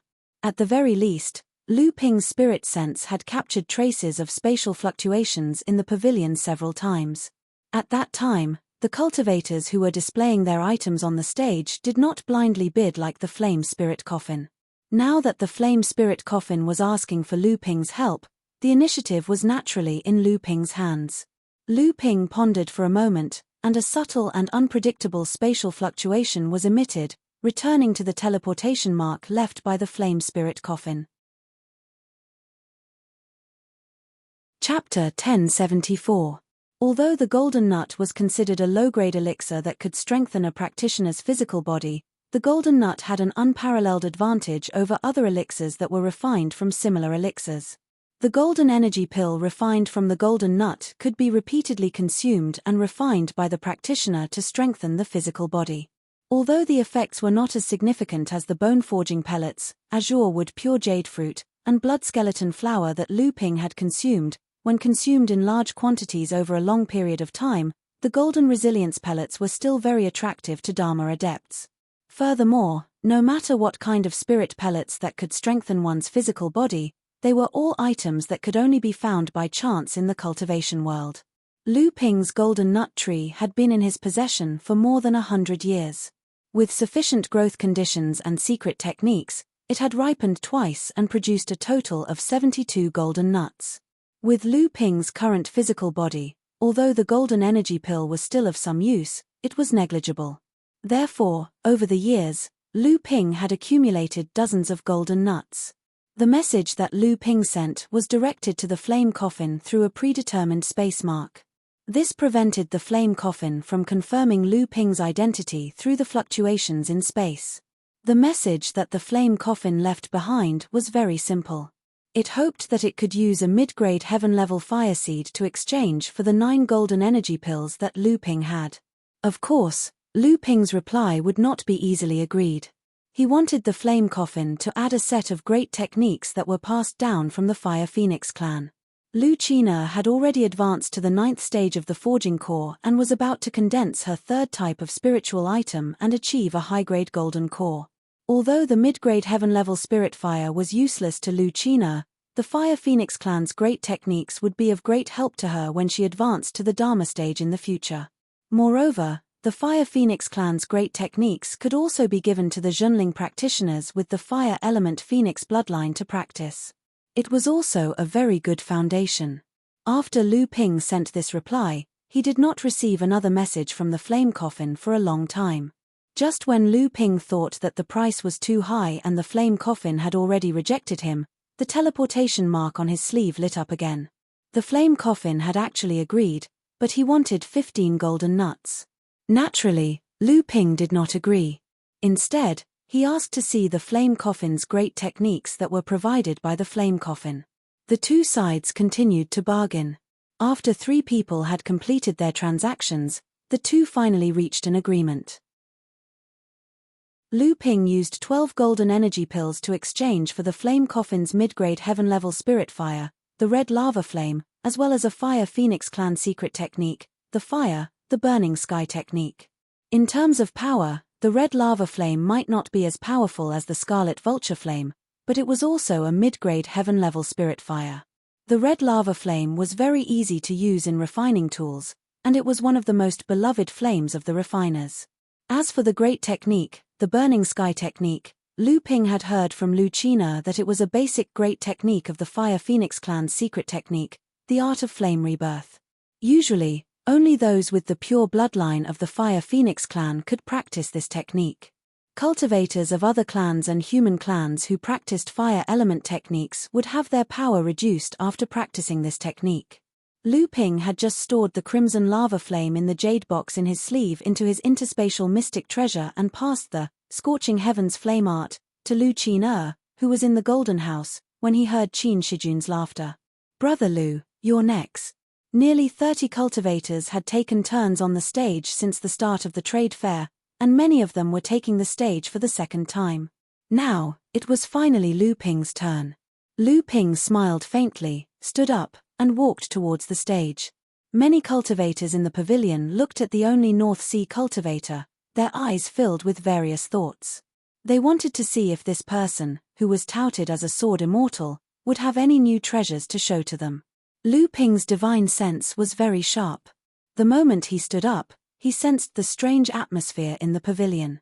He knew that if he didn't take out a treasure that could hold the fort, Qin Shijun and Yuan Feixiang's praises would soon be met with overwhelming mockery and ridicule from the crowd. On the stage, Lu Ping calmly took out a spirit restriction box from his storage artifact. After opening it, a colorful brilliance burst out of the box. Oh, it's a 5-colored restriction-breaking talisman. Although it's rare, it's only average in this trade fair. After all, it's still far from the treasure boy I imagined. It's already very good. It's just a medium-sized sect from the North Sea. To be able to take out 3 5-colored restriction-breaking talismans, at least their foundation is not bad. That's right. Most of the great sects' inheritances regarding the restriction-breaking talisman are only up to the 5-color talisman. Only those large sects with a long history and deep accumulation can collect the 6-color talisman inheritances. According to legend, the complete 7-color restriction-breaking talisman inheritance can only be found in the 6 great holy lands. Back then, the 7th Patriarch of Heaven Creation was the #1 talisman maker in the Luan Daoist. This 7-colored restriction-breaking talisman was passed down by her. Could it be that the Fire Luan, Wood Luan, and Wind Luan have not inherited the complete 7-colored restriction-breaking talisman? This, I don't think I've heard of it. In the pavilion, many Dharma adepts were whispering to each other. These 3 5-colored seal-breaking charms were created after Lu Ping entered the Dharma adept realm.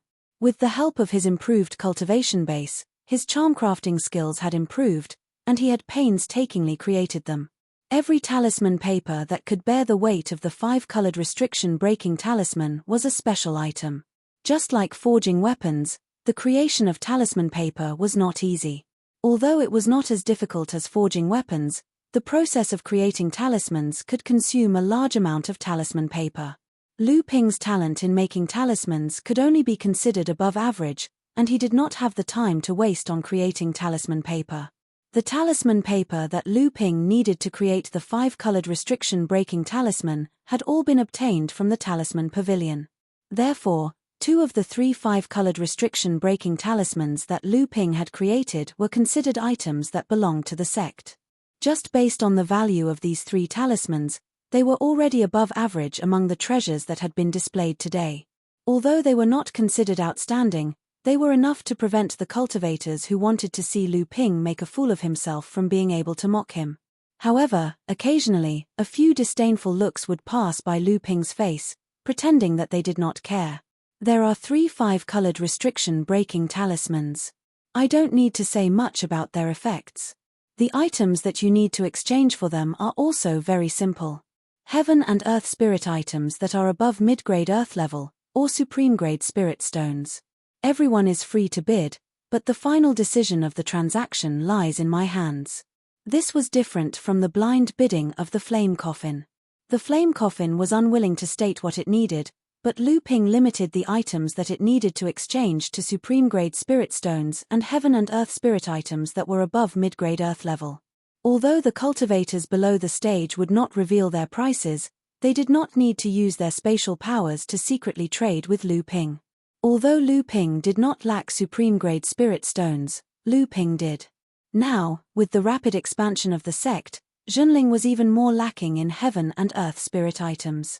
After some selection, Lu Ping finally reached an agreement with the Dharma adept from the South Sea Talisman sect. This cultivator, who had previously fought with the Guangfa sect's Yu cultivator, used a portion of supreme-grade spirit stones and several mid-grade Earth-level spirit items to exchange for 3 5-colored restriction-breaking talismans from Lu Ping.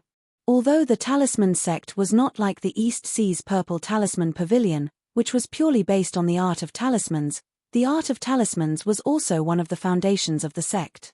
Logically speaking, as a large sect, they should not be so interested in talismans like the 5-colored restriction-breaking talismans. Could it be that this sect did not even have the inheritance of the 5-colored restriction-breaking talismans? Just as this thought flashed through Lu Ping's mind, he heard a sarcastic sneer. The Guangfa sect's Yu cultivator had indeed revealed the talisman sect's secret. Brother Xie, the dignified talisman sect has been a large sect for 3,000 years and is considered to be famous in the world of cultivation.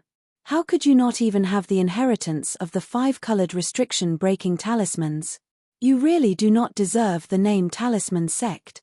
The talisman sect's Xie cultivator's face flushed red, but in the end, he snorted coldly and did not refute. Seeing this, the Yu cultivator immediately sneered again. After the transaction of the 5-colored restriction-breaking talisman was completed, the crowd then realized that Lu Ping was still standing on the stage and had not come down. It was obvious that there was still a second treasure to be traded. A trace of curiosity arose in their hearts. Could it be that this treasure boy still had another treasure to show to the crowd? Lu Ping took out a jade bottle from his storage instrument. Seeing the curious gazes of the crowd below the stage, Lu Ping did not open it immediately. Instead, he stretched out his right hand and drew lines of inner yuan in the air with his 5 fingers. These lines condensed into a bluish-purple talisman inscription in the air. Drawing talismans in the air. The 2 Dharma adepts from the Purple Talisman Pavilion and the Talisman sect were slightly taken aback. To be able to master such a secret talisman drawing technique, one must have reached a certain level of proficiency in talisman making. Furthermore, one must also have an extremely fine control over one's inner yuan and divine will to be able to do so. The 2 of them thought that they had already mastered the art of drawing talismans in the air long before they had advanced to the Dharma stage, so it was not that surprising. However, for Lu Ping to be able to draw such a detailed talisman in the air and take such a long time to condense it, even if the 2 of them had already condensed their Dharma powers, they could barely do it. It was a far cry from Lu Ping's casual demeanor. It was not that the 2 of them were inferior to Lu Ping in talisman making. It was just that the density of their inner yuan and the level of their divine will were too low. The 2 of them could immediately tell that the talisman Lu Ping had drawn in the air was a forbidden talisman. It could temporarily open up a space in the air and was usually used to display treasures that were not easily exposed to the outside world. A round, purple-gold elixir rolled out of the jade bottle and into the space opened up by the forbidden talisman. Qin Shijun suddenly stood up from his seat and stared at the elixir that was trapped in the forbidden talisman. He cried out involuntarily, "A purple-gold longevity elixir that can extend one's life by 30 years?" Chapter 1075. A violet gold longevity pill that can extend one's lifespan by 30 years. Qin Shijun's abrupt loss of composure caused many of the cultivators present to cry out in shock. Like Qin Shijun, many of them stood up from their seats. Their eyes stared intently at the purplish-gold round pill hovering on the platform. That included Chu Haixiao and the Chu brothers, who had looks of shock on their faces. Seeing Lu Ping nod in their direction, Chu Haitian slowly sat down with a thoughtful look on his face. Chu Haitian also sat down, but he couldn't help but stretch his head out and whisper, "Big brother Xiao, didn't they say that longevity pills over 15 years in the cultivation world must contain the myriad wonder jade nectar? Did Brother Lu refine this pill himself? If so, doesn't that mean that Brother Lu has the myriad wonder jade nectar?" Chu Haitian's expression fluctuated. No one knew what he was thinking. After a while, he said, "It is most likely that Brother Lu refined it himself. Let's wait until the auction is over before we talk about it." Qin Shijun's expression calmed down. Then, he asked everyone's question. Brother Lu is truly generous. No matter what sect or sect it is, if they have a supreme treasure like the purple gold longevity pill in their hands, they would do everything possible to hide it and use it at a critical moment. Brother Lu directly taking it out for a transaction can be considered unique. However, I don't know what Brother Lu wants to exchange this purple gold longevity pill for. The violet gold longevity pill flickered with a faint light in the air. Even a spatial talisman couldn't conceal this enchanting light, causing Lu Ping's face, who was standing behind the pill, to become indistinct. Wind drumming technique. I need the complete inheritance of the wind drumming technique. The cultivators in the pavilion were in an uproar once again. Qin Shijun's expression changed, and he asked with slight surprise, "Wind drumming technique? Is your sect building a treasure ship?" Right now, your sect doesn't have the qualifications to be a large sect, but it seems that your sect is very confident in itself. Wind drumming technique was a propulsion array for treasure ships to sail on the sea. Treasure ships usually needed at least one large spirit vein to provide propulsion, but in order to convert the power of the spirit vein into propulsion, a propulsion array like the wind drumming technique was required. There was more than one type of wind drumming technique. All large sects with treasure ships usually had their own array for this technique. The Windward Wave technique rune array on the wreckage of Fei Ling sect's treasured ship had long been broken. Although Zhenling sect had collected some incomplete inheritances regarding the Windward Wave technique, they were still incomplete. Lu Ping had carefully asked enlightened Xian Chen, enlightened Tian Laozu, Tian of Shui, and enlightened Xian of Daoist, and other formation and talisman. This wind drumming technique required at least a supreme secret technique. Zhenling sect did have a few supreme divine abilities that were passed down in this way, but none of them were suitable to be converted into the wind drumming technique. Lu Ping's self-created Great River Flowing East Sword technique was possible, but unfortunately, the Great River Flowing East Sword technique that had been modified and condensed in the Zhenchen Pearl could only be regarded as a top-notch great sword technique, far from a supreme secret technique. Hearing Qin Shijun's question, Lu Ping smiled and said, "I'm just preparing for a rainy day. Brother Qin came from the Crystal Palace, so you naturally don't know how long and complicated the process of building this treasure ship is. If we wait until the sect has 2 great cultivators before starting the construction, I'm afraid it may not be completed even after 200 to 300 years. Moreover, nowadays, there are many sects in the overseas that are interested in becoming large sects. Which one of them doesn't have a treasure ship construction project?" Qin Shijun was stunned by Lu Ping's words. He came from the Crystal Palace, which was a veritable holy land in the cultivation world. Its inheritance had always been at the top of the cultivation world since the 7th Patriarch opened the sky, so he naturally didn't know the difficulties of the other sects. He could only embarrassedly smile and didn't answer. In the cultivation world, the longevity pill was an extremely special existence. Normally, a 10-year longevity pill was already very precious. A 15-year longevity pill not only required the 10,000 wonder due, but it was also not a small challenge even for highly skilled alchemy grandmasters. A 20-year longevity pill was something that an alchemy grandmaster still had a little bit of confidence in. However, if it was a 30-year longevity pill, even an alchemy grandmaster would have to rely on luck to successfully refine it. A 30-year longevity pill was enough for a sect to overcome the predicament of a lack of successors. A 30-year longevity pill was enough for a Dharma adept who was on the verge of passing away to have a chance to break through the bottleneck of his cultivation and welcome another extension of his lifespan. At the very least, it would be enough for him to calmly arrange his own inheritance. A 30-year longevity pill was enough for a sect to pass on its legacy for 10,000 years. Just as Lu Ping and Qin Shijun were conversing, the platform in front of Lu Ping had already flashed with the light of several space magic powers. 4 or 5 jade scrolls flashed out of the space channel and landed on the platform. Lu Ping smiled at Qin Shijun and began focusing on the general contents of the jade scrolls. Qin Shijun was slightly taken aback. Then, he slowly sat down, a calm expression on his face. It was unknown what he was thinking. After a while, a faint spatial fluctuation spread out from Qin Shijun's body. However, the surrounding cultivators did not notice it at all.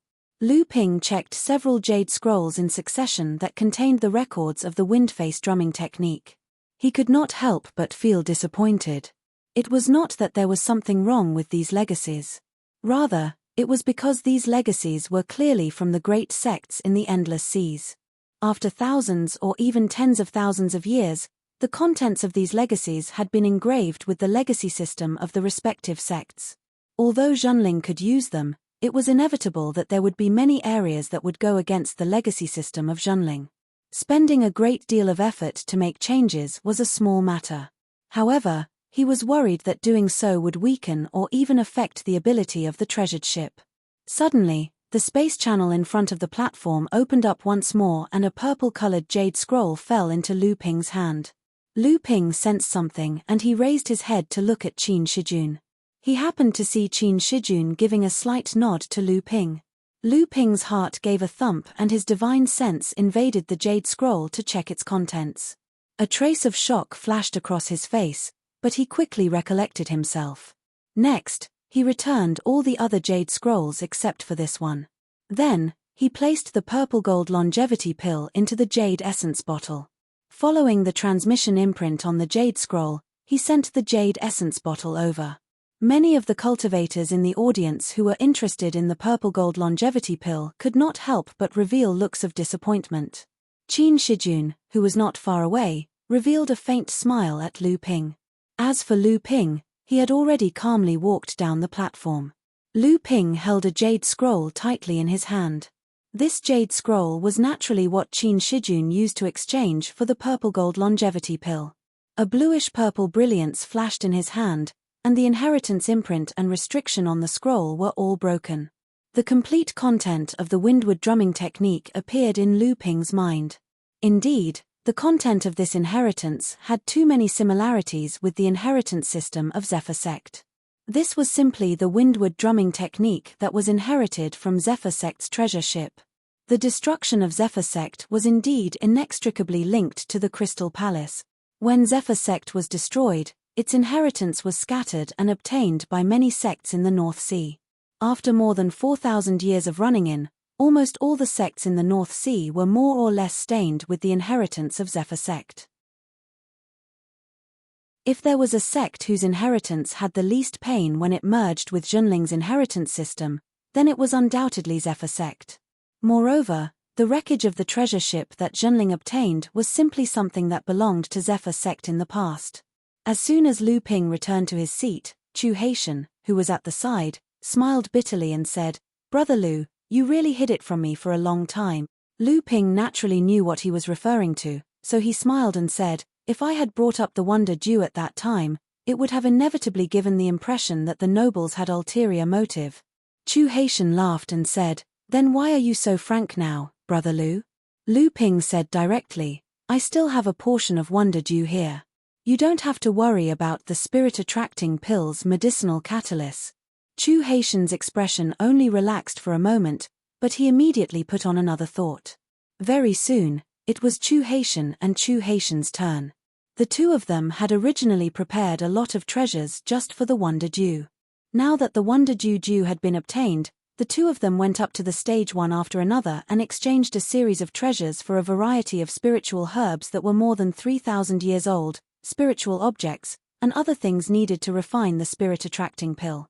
In order to confuse the public, they naturally mixed in a large number of other treasures. Although the two of them exchanged for a lot of items, the quality was undoubtedly inferior to the items displayed by the other cultivators in this trade fair. However, the two of them were born in the green sea snakes, so no one dared to question them. Even Qin Shijun was silent at the side at this time. Anyone with a discerning eye could tell that the two of them exchanged for a large number of rare spiritual herbs must have something to do with Chu Tianyu Laozu, who was seriously injured and whose cultivation was on the verge of collapse. However, with so many spiritual herbs, no one could guess what method the green sea snakes were going to use. Only the flame spirit coffin's expression was a little ugly at this time, and it frequently looked suspiciously at Lu Ping. The trade fair was still going on, and there was no lack of high-quality treasures on display. There were even many treasures that tempted Lu Ping. Unfortunately, Lu Ping tried to bid several times, but he was unable to obtain them. At the end of the trade fair, Qin Shijun set off the climax of the trade fair with a companion spiritual treasure. Unfortunately, this companion spiritual treasure was not suitable for Lu Ping. Lu Ping also tried to bid for it, but in the end, he still missed it. After the trade fair ended, the cultivators of the various sects left one after another. However, everything that happened at the trade fair quickly spread throughout the 5 Phantom Islands. Among them, the appearance of the purple gold longevity pill was undoubtedly the highlight of the entire trade fair. The name of alchemy Grandmaster Lu Tianping once again resounded throughout the entire 5 Phantom Islands. 3 days later, the sky above Spirit Gathering Island was covered with dark clouds, and thunder rumbled. Under the witness of many Zhenling disciples, a series of pale blue lightning bolts descended from the sky through the island's protective array, striking the void in front of Lu Ping, almost shattering the nearby space.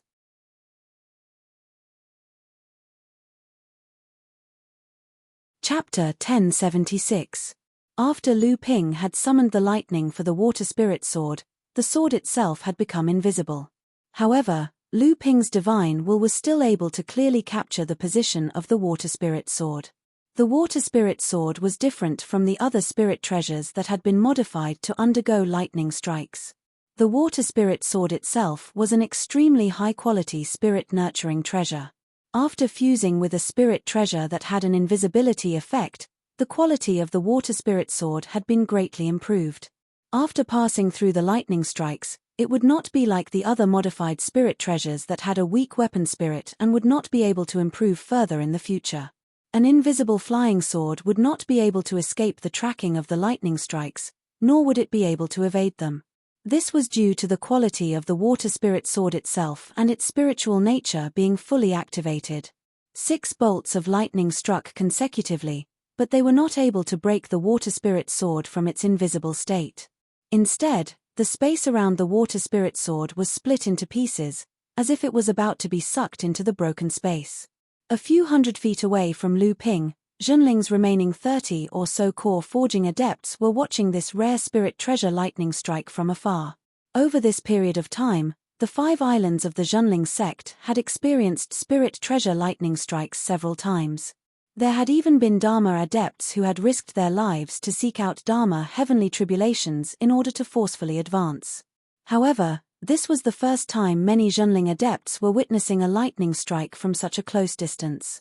Tian Kang Laozu had already hidden himself far away from the Dharma adepts. Whether it was the spirit treasure lightning strikes or the Dharma adepts' lightning strikes, the Dharma adepts who were not involved had to stay far away to avoid being caught in the crossfire. There was an explosion in the sky, and the 7th tribulation lightning fell. It was like a blue snake rushing down from the sky, swallowing the void. Then, its entire head exploded, and a blue flying sword was blasted hundreds of feet away from where it was hiding. Countless streams of light began to flash on the aqua-blue sword. After a while, the water spirit sword's body began to become mottled. Part of the sword returned to nothingness, while the rest of the sword remained aqua-blue. From afar, it looked as if the air had been dyed with circles and patches of blue ink. There was a cry of alarm from afar. Clearly, the water spirit sword had been damaged by the seventh bolt of lightning. Lu Ping's expression did not change as his majestic divine will entered the water spirit sword. At this time, the hidden spiritual nature of the water spirit sword had already accumulated to a critical point. Once it passed the lightning strike, the spiritual nature of the water spirit sword would be refined by the pure yang qi and finally become a sentient weapon spirit.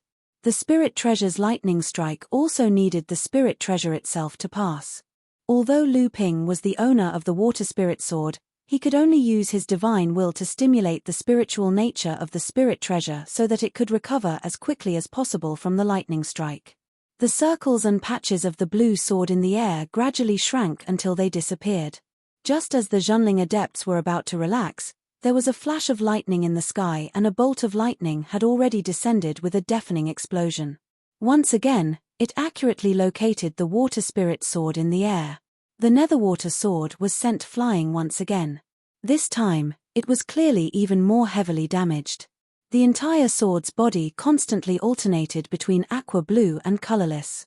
At one moment, only the hilt and the tip of the sword remained, and at another moment, several parts of the sword's body were missing, and the tip was revealed.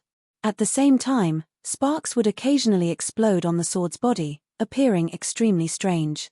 Lu Ping took a deep breath and used his divine will to connect with the spiritual nature of the water spirit sword once again. Lu Ping could clearly sense the faint fear coming from the spiritual nature of the water spirit sword. It was obvious that the water spirit sword was about to transform. However, if he could not completely stimulate the spiritual nature of the water spirit sword and maximize the potential of the sword, once this spiritual nature was destroyed by the lightning strike, the water spirit sword's attempt to become a spirit treasure would be in vain. Even if he was lucky enough to succeed, the water spirit sword's body and artifact spirit would be severely injured and it would be impossible for it to improve further in the future. Lu Ping's divine will began to calm and guide the spiritual nature of the water spirit sword as much as possible. At the same time, a pure yang qi that Lu Ping had refined was channeled into the sword through Lu Ping's divine will. After the spiritual nature of the water spirit sword was enveloped by the pure yang qi, it rapidly shrunk like snow in the sun. However, it did not disappear. Instead, it became more concentrated and condensed. At the same time, it began to slowly absorb the pure yang qi and fuse with it. The ninth bolt of tribulation lightning finally descended. The entire spirit-gathering island seemed to tremble amidst the deafening sound of thunder. The ninth bolt of tribulation lightning was much larger than the previous 8 bolts. Only a thin strand of lightning tore through the void and landed on the body of the water spirit sword. However, it disappeared into the water spirit sword. Zhenling and the other cultivators looked at each other.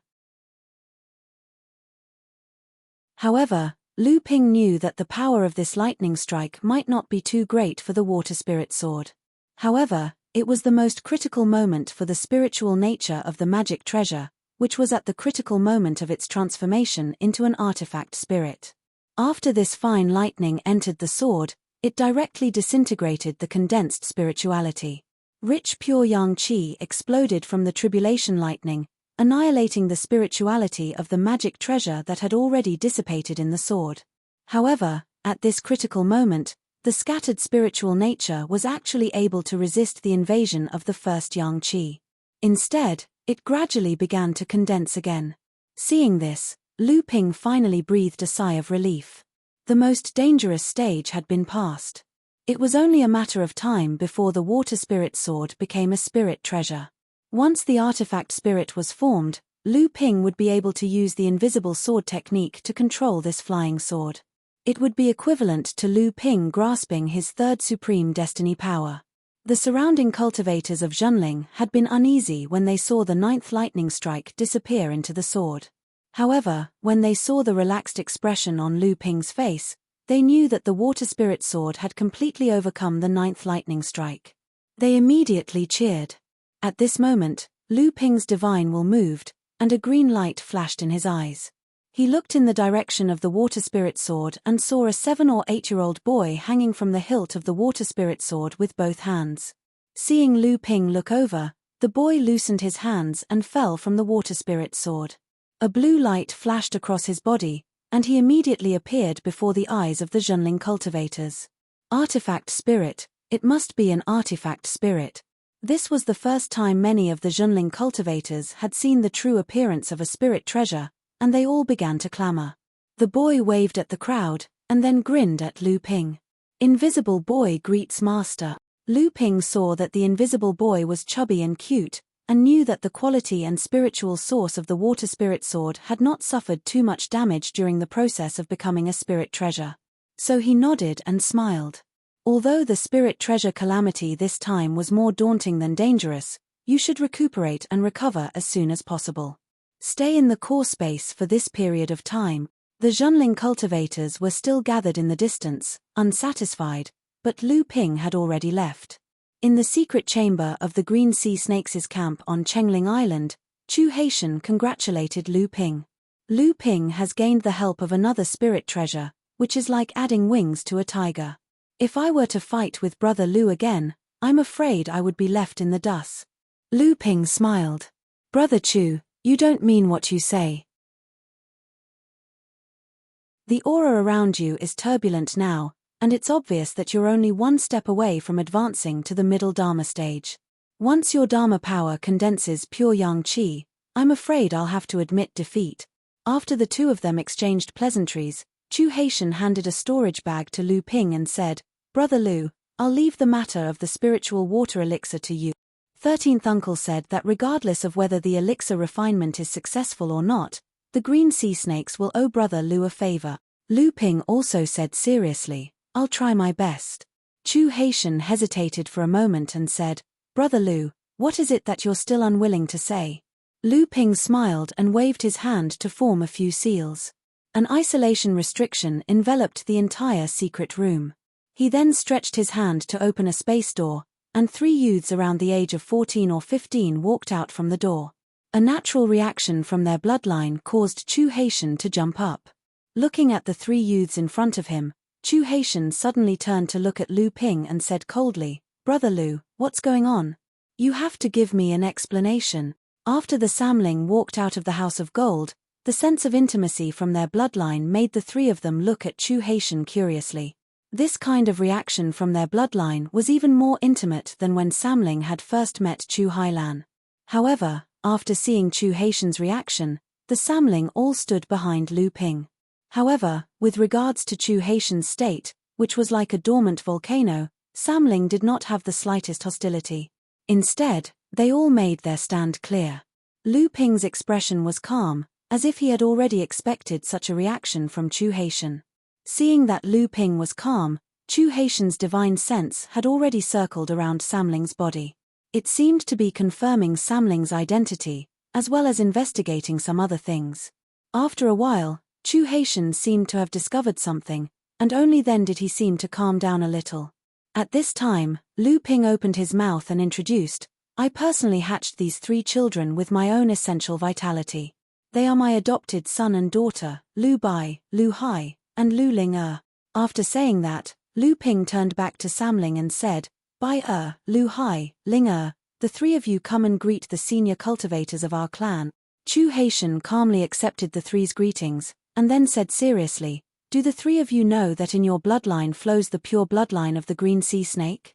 You should all be surnamed Chu. After saying that, he stared at Lu Ping. However, Lu Ping remained calm, while the Samling behind him said in unison, we will follow our father's surname. Chu Haitian's face was cold, and he said to Lu Ping, Brother Lu, do you know what you are doing? You are secretly hiding the people of the green sea snakes. As long as I give the order, Brother Lu will not be able to take a step out of Chengling Island today. Even if your clan is far away in the North Sea, the green sea snakes will not let you go. Lu Ping looked calm. He smiled and said, Brother Chu, you won't do this. Chapter 1077. In the secret room of the Green Sea Snakes' base on Chengling Island, which was originally prepared for Lu Ping to use for alchemy, Chu Haitian looked at Samling, who was standing behind Lu Ping, with a gloomy expression. After a while, Chu Haitian suddenly said, "Brother Lu, how can you be so confident that I won't tell my uncle and sixth grandfather?" Lu Ping smiled and said, "Chu Hailan, you believe in Chu Hailan." Chu Haixiao was taken aback. Lu Ping's answer was clearly out of his expectations. However, he quickly suppressed his anger and said coldly, "I thought you've guessed it. It's because you didn't place a divine sense seal on the three children." Lu Ping's answer surprised Chu Haixiao. Chu Haixiao's answer was out of his expectations, but he quickly suppressed his anger and said coldly, "I thought you've guessed it." Lu Ping could see that Chu Haitian was a little angry out of humiliation, so he said with a smile, "Brother Chu, please don't blame me. Maybe this is a little embarrassing for you, but I don't think it's difficult to talk about the matter between you and fellow Daoist Hailan. Besides, fellow Daoist Hailan has already mentioned the reason you mentioned before." Chu Haitian said coldly, "What do you know? She could have been anyone's fiancé, but it had to be my dead cousin." At this time, Lu Ping had already seen that he seemed to have oversimplified the matter between the two, so he didn't interrupt. Chu Haitian restrained his expression and looked at Samling, who was behind Lu Ping. He seemed to have thought of something and asked, "You want these three kids to become your followers and enter the secret place of inheritance of the Green Sea Snakes?" Lu Ping nodded and said, "Exactly. This is also fellow Daoist Hailan's intention. It seems that there has been such a precedent in your family." Chu Haitian said nothing. After a while, he turned to the Samling behind Lu Ping and said, "You three, come here." When Samling saw Lu Ping nod at them, he walked up to Chu Haitian and saw Chu Haitian stretch out his right hand in front of them. Samling seemed to have a telepathic connection. They each placed their palms on top of Chu Haitian's palms. A deep blue light immediately emerged from Chu Haitian's palms and slowly seeped upwards, dyeing Samling's palms blue. Both Chu Haitian and Samling closed their eyes. Chu Haitian looked calm, but Samling seemed to be enduring something. Lu Ping was silent, but he could see that Samling seemed to be receiving some kind of inheritance from Chu Haitian. After a while, Chu Haitian suddenly opened his eyes. A pale color flashed across his face, and he breathed a sigh of relief. Samling also opened his eyes and withdrew his palms from Chu Haitian's hands. Chu Haitian said solemnly, "Always remember, you are the noble green sea snakes. What flows in your bodies is the direct bloodline of Jiao Daoren." Chu Haitian paused and then said, "The things that you have just received are different, but they are all the secrets of the green sea snakes. In the future, only your own bloodline can be inherited. Other than that, you can't reveal it to anyone else." After saying that, he glanced at Lu Ping and added, "The same goes for the people you follow." Samling nodded solemnly, and then returned to stand behind Lu Ping. Lu Ping was a little surprised. "Brother Chu, is this?" Chu Haitian shook his head and said, "This is just a greeting gift from the elders to the juniors. The secrets of the green sea snakes are as vast as the sea. How can it be so easy for them to get it? However, the things that I just gave them are enough for them to condense their gold elixir and achieve the Dharma power. As for the things after achieving the Dharma power, Brother Lu, it's up to you." Seeing Lu Ping's surprised look, Chu Haitian laughed and said, "Brother Lu, you don't think that Sister Hailan asked me to come to you just to help these three little guys enter the secret inheritance place of the green sea snakes, do you?" Although Lu Ping didn't answer, his expression clearly indicated that he was certain of his answer. "It's not that easy," Chu Haitian continued. "In fact, Sister Hailan's real purpose is probably the things that I can pass on to the three little guys so that she can buy you more time." "Time? Yes, it's time. So that Brother Lu, you have time to accumulate your own foundation so that you can pass the test of the green sea snakes in the future." "Test?" Chu Haitian laughed and said, "Brother Lu, you can't be thinking that as long as our tribe recognizes the Samling's follower, you can take away the Samling who has entered the secret inheritance place." Naturally, Lu Ping would not have such a thought. Chu Haitian naturally knew that as well, so he continued to explain, "Brother Lu, you already know that there have been great sorcerers in history who have been followed by cultivators from the green sea snakes, But do you know who these so-called great sorcerers are? Without waiting for Lu Ping to answer, Chu Haitian continued, there are actually only 6 so-called great sorcerers. 2 of them have a deep relationship with our tribe, but they are also great sorcerers in the late Dharma stage. The other 4 were recognized by the green sea snakes at the pure Yang Laozu stage, and 2 of them even became real souls in the future. Lu Ping pondered for a moment, then asked curiously, Brother Chu, you should be from the water snake tribe, right? Just now, you were able to give Samling different inheritances. It seems that my understanding of what Brother Highland said might not be wrong. It is indeed possible that you have found a complete inheritance for Samling. Chu Haitian looked at Lu Ping and said, it is not an exaggeration to say that. The green sea snakes can be roughly divided into 6 branches. The water snake, the ice snake, and the wind snake are the strongest among the 6 branches. The secret place of inheritance of the green sea snakes should be guarded by the pure Yang Laozu of these 3 branches. And my grandfather, the former chief of the green sea snakes, Chu Fanyun, is one of the pure Yang Laozu who guards the secret place of inheritance. And my father, Chu Feiyu, is the current chief of the green sea snakes. Chu Haitian got up and walked out of the secret chamber. At the same time, he said, Brother Lu, this is all I can help you with. According to what you said earlier, Samling's background may be related to the disaster caused by the flame coffin more than 100 years ago. But as for who their parents are, there are too many disciples of our tribe who have died at that time. There is no way to find out. I hope that Brother Lu can successfully refine the panacea. Uncle Tianyu and my father are the closest friends. In the future, if Brother Lu really has the strength to accept the test of our tribe, perhaps Uncle Tianyu will be able to repay the favor he owed today. Chu Haitian opened the door of the secret chamber, but his body suddenly paused. He looked back and said, I forgot to tell you that Uncle Tianyu's mother, Xianyun Laozu, is one of the only 2 pure Yang Laozu in our water snake tribe. The secret chamber returned to silence. Lu Ping sat cross-legged in the center with his eyes closed, deep in thought. The Samling behind him looked at each other. Lu Bai opened her mouth carefully and said, Father. Lu Ping suddenly came to his senses. He turned around and said with a smile, All right, you don't have to worry about these things. Go back to the House of Gold first and experience the inheritance you received today. After the Samling entered the House of Gold, Lu Ping lit a pot of calming soul incense. No one knew what he was planning, or maybe he was trying to refine the spirit guiding pill to calm himself down. After a while, when Lu Ping opened his eyes again, his gaze was as calm as a bottomless lake. Lu Ping waved his hand, and the NH1 cauldron turned into a giant cauldron as tall as a person. When it landed on the ground, the whole secret chamber shook. He opened the storage bag that Chu Haitian had given him. Dozens of rare alchemy materials covered the entire floor of the secret chamber. Lu Ping drew out a stream of 10,000 wonder dew from the bottom of the bluestone pool in the House of Gold and poured it into the jade essence bottle. Lu Ping thought for a moment, and with a hook of his hand, an even bigger stream of 10,000 wonder dew fell into the NH1 cauldron.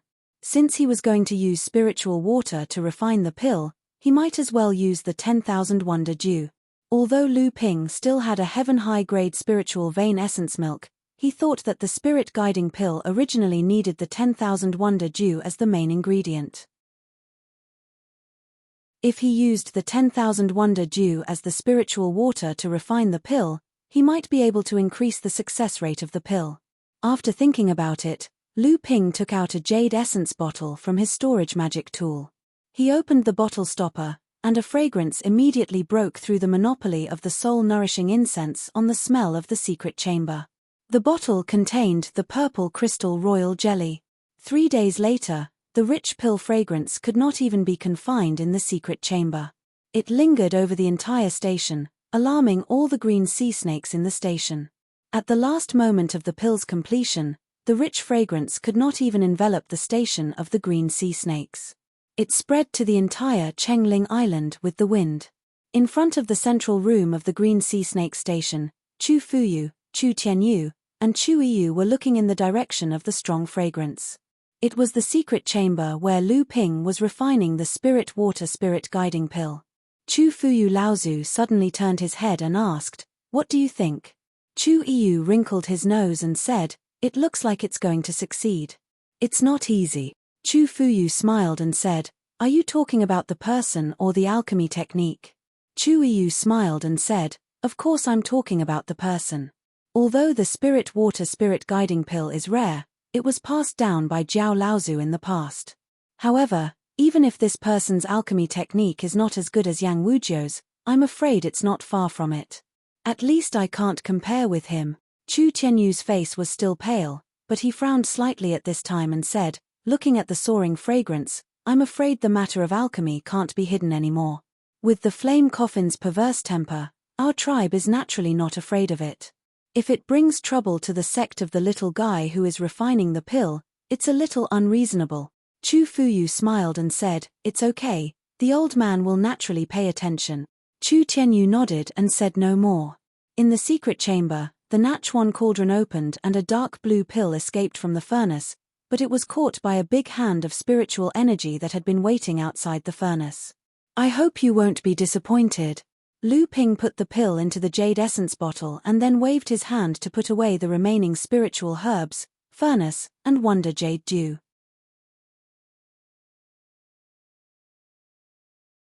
Chapter 1078.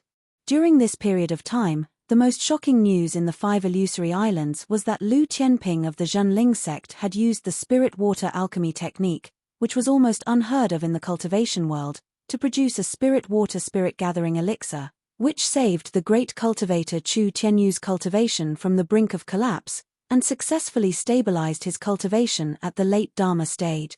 Lu Tianping. It was Lu Tianping again. Ever since the 5 Phantom Islands had been besieged, Lu Tianping's name had become a hot topic of conversation several times in the past 6 months. The tug-of-war in Phantom City was still ongoing, with both humans and demons taking turns to fight. Zhenling had already rotated 5 times. Although Lu Ping and Tienkang Laozu had good results every time, it was not always smooth sailing. Tienkang Laozu had been injured twice to protect Lu Ping, and there was another time when the two of them had joined forces to kill a Jade Shura, but they had been surrounded by 4 Jade Shuras. In the end, they had fought with all their might, and both of them had sustained serious injuries. In the past 6 months, after several fierce battles, Tienkang Laozu had aged. Originally, Lu Ping had estimated that Tienkang Laozu should have had 40 to 50 years of life left, but the continuous battles and the injuries he had sustained had depleted his originally limited lifespan. Now, it would be good if he could only last 30 years. Lu Ping actually had a purple gold longevity pill, but Tienkang Laozu had refused to take it. According to Tienkang Laozu's reason, he had already taken enough longevity pills when he had advanced to the mid-Dharma stage. Even something as precious as the purple gold longevity pill had been used on him to increase his lifespan by 10 years. The purple gold longevity pill was very precious, and it was the treasure that could extend one's lifespan for a long time in the world of practitioners. If it was used on Tienkang Laozu, it might not even have 1/3 of the effect, let alone other longevity pills. Fortunately, Tienkang Laozu had once joined forces with Lu Ping to kill a Bloodshora, and had obtained a companion spiritual treasure that he had always resented. But this companion spiritual treasure was different from Lu Ping's water spirit sword. To transform it into a treasure and survive the thunder calamity was not something that could be done in a short period of time. Of the 40 or so Zhenling disciples who had followed them to the 5 Phantom Islands, only 20 remained. Half of them had fallen in battle with Mara's army, and of the remaining half who were still alive, nearly half had all sorts of injuries. Even with Lu Ping, a Grandmaster alchemist, could not recover in a short period of time. Among them, there were also cultivators like Shen Peng, who had lost an arm or a leg. Zhenling's core forging stage cultivators were only left with a dozen or so people who could still fight. Even so, Zhenling sect's losses were considered light compared to the other sects. At the very least, Zhenling sect's 2 Dharma adepts were unharmed. Moreover, the remaining 10 or so core forging adepts who could still fight had improved greatly in terms of their cultivation and abilities after going through more than half a year of life and death training. In addition, they had collected essence from killing Mo Luo and used it to create elixirs, which greatly alleviated the shortage of cultivation resources for these practitioners. In just half a year's time, 7 people from Zhenling had achieved breakthroughs in their cultivation. Many of them had advanced to the 4th or 7th stage of the core forging stage. Among them, Yaro Yong had successfully advanced to the 9th stage of the core forging stage. Although Xian Peng, who had lost an arm, had lost a lot of his strength, he had stubbornly pushed his cultivation to the late stage of the core forging stage. Of course, these rapid improvements in cultivation were not limited to Zhenling alone. The cultivators of the entire 5 Phantom Islands had also experienced a great increase in their cultivation. In the encampment of Zhenling, Laozu asked with a serious expression, "Is the information you received reliable?" Lu Ping thought about it and nodded. Chu Haitian would not lie about this matter. Previously, I had received hints from Chu Fuyu, the Flame Coffin, and the others that their 2 clans have always had a channel to communicate with the outside world. Tian Kang Laozu guessed with some uncertainty. To be able to maintain contact with the outside world under the siege of Mara's army, I'm afraid even a great practitioner would not be able to do this. Could it be the pure young Laozu? Have you asked Chu Haitian and the others personally? Lu Ping nodded and said, "After that, I asked them directly." Chu Haitian did not give me a direct answer, but he revealed 2 pieces of information to me. The first is that the overseas sects are already planning to counterattack the fallen secret land. The second is that a group of Mara has already gathered outside the fallen secret land and is besieging the encampment of the Northern Alliance, Chenyuan City. Tian Kang Laozu nodded thoughtfully and said, "It seems that whether it is the East Sea, the North Sea, or the South Sea, the disaster of Mara must have been alleviated to a certain extent. Otherwise, the overseas sects would not have been able to mobilize forces to support the fallen secret land. However, the siege of Chenyuan City is a little strange. After all, the Northern Alliance is a large sect in the East Sea, second only to the Crystal Palace. How could they be so easily besieged by Mara?" Lu Ping reminded him, "Elder, before this, Mara's army gathered to invade the fallen secret land. 1/3 of the Northern Alliance's territory was swept away, and several Dharma adepts perished. In this battle of Phantom City, Laozu was assassinated. The remaining Northern Alliance adepts originally had 1 mid-Dharma adept, 2 early Dharma adepts, and 3 Dharma adepts. But now, I heard that there is only 1 mid-Dharma adept who is severely injured. The other 2 early Dharma adepts died in battle while defending against Mara's attack. One of them was even a 3rd-generation elite adept of the Northern Alliance." Tian Kang Laozu was stunned and said, "Are you saying that the Northern Alliance will be abandoned by the Crystal Palace and the other major sects? This is somewhat impossible. You must know that the Northern Alliance has at least 2 great Dharma adepts. With thousands of years of history, it will not be so easy to destroy them." Lu Ping seemed to be troubled by this problem as well. After a while, Lu Ping suddenly said, "Perhaps this disaster of Mara is an opportunity for the various sects. It could even be a conspiracy that they have set up." At the same time, in a secret place in Phantom City, Yuan Feixiang was sitting quietly in a secret room. Suddenly, Yuan Feixiang slowly opened her eyes and said to a place of nothingness, "Mister has returned." The seal in the secret room flickered with runes. Gradually, some of the runes faded away, while others shone brighter and formed a temporary teleportation circle. If Lu Ping was here, he would certainly be shocked because the formation of this teleportation circle was almost the same as the one left by Kongwu Laozu in the Spirit Stone Mine on Yuanling Island. The teleportation circle flickered with white light, and Mr. Wen's figure appeared from the white light. He looked at Yuan Feixiang and said, "Greetings, young master. How is it? The seal has been blocked. The people of the Crystal Palace and Green Sea Snake shouldn't be able to find us. But, it's hard to say who is inside the heavenly wall of myriad poisons."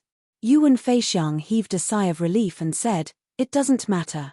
That person won't take action as long as we don't go too far inside the heavenly wall of myriad poisons. Moreover, he has never left the heavenly wall of myriad poisons. So, there shouldn't be any hidden dangers." Mr. Wen nodded and said, "This old servant has also received a piece of news. It seems that the overseas cultivators of the human and demon races have joined hands to launch a counterattack on the fallen secret domain. Yuan Feixiang didn't care about this. She smiled and said, "This is expected. The siege of the 5 Phantom Islands has lasted long enough. The overseas cultivators must have been relieved by the invasion of Mara's disaster. The 5 Phantom Islands can be said to be an important base for the overseas cultivators. So, they can't wait any longer. There is one more thing that the young master may be interested in." "Oh." "It is said that Chenyuan City has been besieged by Mara's army." Yuan Feixiang sneered and said, "Mara's army has actually reached the city. The Northern Alliance is truly doomed." That's not right. The Northern Alliance is the closest to the fallen secret domain. It's almost at the edge. Where did Mara's army come from? This is somewhat unexpected. It's most likely the Crystal Palace's trick of driving the tiger to swallow the wolf. Moreover, they are using this trick to divide the Mara's army that has entered the fallen secret domain. It's a good plan to kill 2 birds with 1 stone. Mr. Wen couldn't help but ask, how can the Crystal Palace control Mara's army? Yuan Feixiang smiled meaningfully and said, "The origins of these famous holy lands can be traced back to the time when the 7th Patriarch opened the sky. The secrets they know and grasp of this world are probably second only to the 7th heaven creator Laozu. Although it's unexpected, it's still reasonable." Yuan Feixiang saw that Mr. Wen was still standing in the secret room and asked, "Is there anything else, Mr. Wen?" Mr. Wen seemed to be a little hesitant, but he still said, "Young master, this old servant wants to go to the South Sea after the Phantom Island." Yuan Feixiang didn't seem to be surprised. She said, "It seems that Mr. Wen is still thinking about the Kongming sect's treasures. The Kongming sect's formations have evolved to the pinnacle. This old servant has been studying formations all his life. But, I've only obtained some superficial knowledge from the Kongming sect. And, I'm already at my current level. I'll regret it for the rest of my life if I don't go to the Kongming Sea." Yuan Feixiang pondered for a moment and said, "Very well." The Beast Tide and the Mara's Calamity broke out at the same time in the southern Endless Mountain Range. The 2 holy lands of the 9 Profound Tower and the Lingyun Valley have been badly battered. But, the Peacock race, the strongest royal family of the Endless Mountain Range, has repeatedly appeared in the South Sea. This matter is very strange.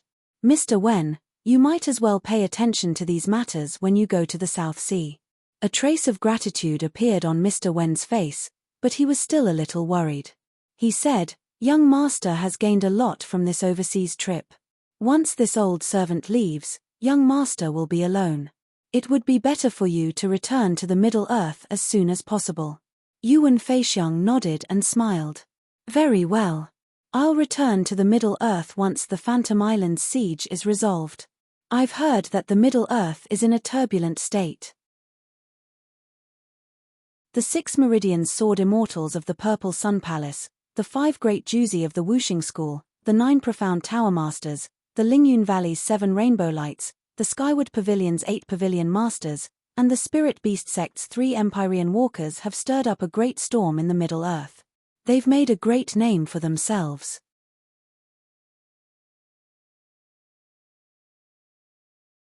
Chapter 1079. In the Phantom City, Lu Ping once again came to the courtyard where Rong Shi Laozu lived.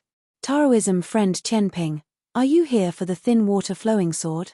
Rong Shi Laozu seemed to have expected that Lu Ping would come today. She was busy in the past, but today she was sitting quietly in the room. Lu Ping bowed slightly and said, "Junior came in a hurry and disturbed Senior." "No problem." Rong Shi Laozu stretched out her hand and a pair of flying swords flew out from the back of the house. Before they reached Rong Shi Laozu, the pair of flying swords suddenly turned and flew towards Lu Ping. They hovered around Lu Ping's body and made a cheerful sound. The moment the thin water flowing sword flew past, Lu Ping could feel that the thin water flowing sword was different from before. This feeling was the same as when the nether water sword had fused with the life-bound spiritual treasure. But this feeling was even stronger.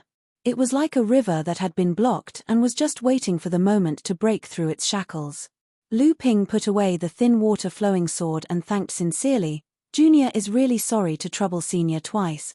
Rongshi Laozu said with a smile, although this pair of flying swords is not as novel as the previous invisible sword, the foundation of this pair of flying swords is far better than the previous invisible sword. After smelting the coral exotic gold, its quality has been greatly improved. In the future, even if you summon the second spiritual treasure Thunder Tribulation, you don't need to collect rare treasures to improve its quality. You only need to focus on nourishing it with your zhenqi and purifying it with divine thoughts, and you have some confidence to survive the Thunder Tribulation. Lu Ping nodded, but he heard Rongshi Laozu say again, don't rush to summon the Thunder Tribulation. Focus on nourishing it with your zhenqi for a period of time. When this pair of flying swords is in harmony with your body and mind, it is not too late to summon the Thunder Tribulation. After bidding farewell to Rongshi Laozu, Lu Ping got up and went to a trading market in the west of Phantom City. Lu Ping slightly concealed his appearance and cultivation base. He was now a celebrity on the 5 islands, so he didn't want to attract the attention of many cultivators in the market. However, a simple concealment technique wouldn't be able to fool cultivators in the same realm, so he wouldn't attract unnecessary attention. The 5 illusory islands had been besieged for close to a year now, and they had lost more than a third of their cultivators. Now, be it the humans or demons, almost all the Dharma adepts could recognize each other. If Lu Ping really concealed his own cultivation level and appearance to the point that even adepts of the same level would not be able to recognize him, he would instead attract even more attention because he looked unfamiliar. Now that the 5 illusory islands were besieged by Mara's army, even with the replenishment of Mara's essence, the price of all kinds of cultivation resources kept rising, and the cheapest became a variety of legacies, secret techniques, martial arts, and so on. Lu Ping now liked to wander around these markets, but he didn't collect spirit herbs like he used to. Nowadays, in the Phantom City, who would be stupid enough to take out spirit herbs to trade? Even if they did, the price would be set ridiculously high. What Lu Ping was interested in were the strange things that the cultivators in the market collected on a daily basis. Now, these things could be bought at a very low price, be it spirit stones, cultivation elixirs, or even a few rare spirit herbs that were more than 1,000 years old. Spirit stones and elixirs were not things that Lu Ping lacked, but for others, they were urgently needed. Therefore, now was the best time to trade for all kinds of treasures in the market. In fact, when Lu Ping had been to this market several times before, he had traded for a few very good elixir recipes. Among them, there was even a Dharma-level elixir recipe inheritance that Lu Ping had never seen before. According to Lu Ping's calculations, its effect should be considered the best of the Dharma-level elixirs, and the price was only 1 top-grade spirit stone. Lu Ping walked casually in the market, and at the same time, he glanced at the items placed on both sides for trading. He often glanced at them, and he rarely stopped to take a closer look. However, the arrival of Lu Ping still attracted the attention of many cultivators in the market.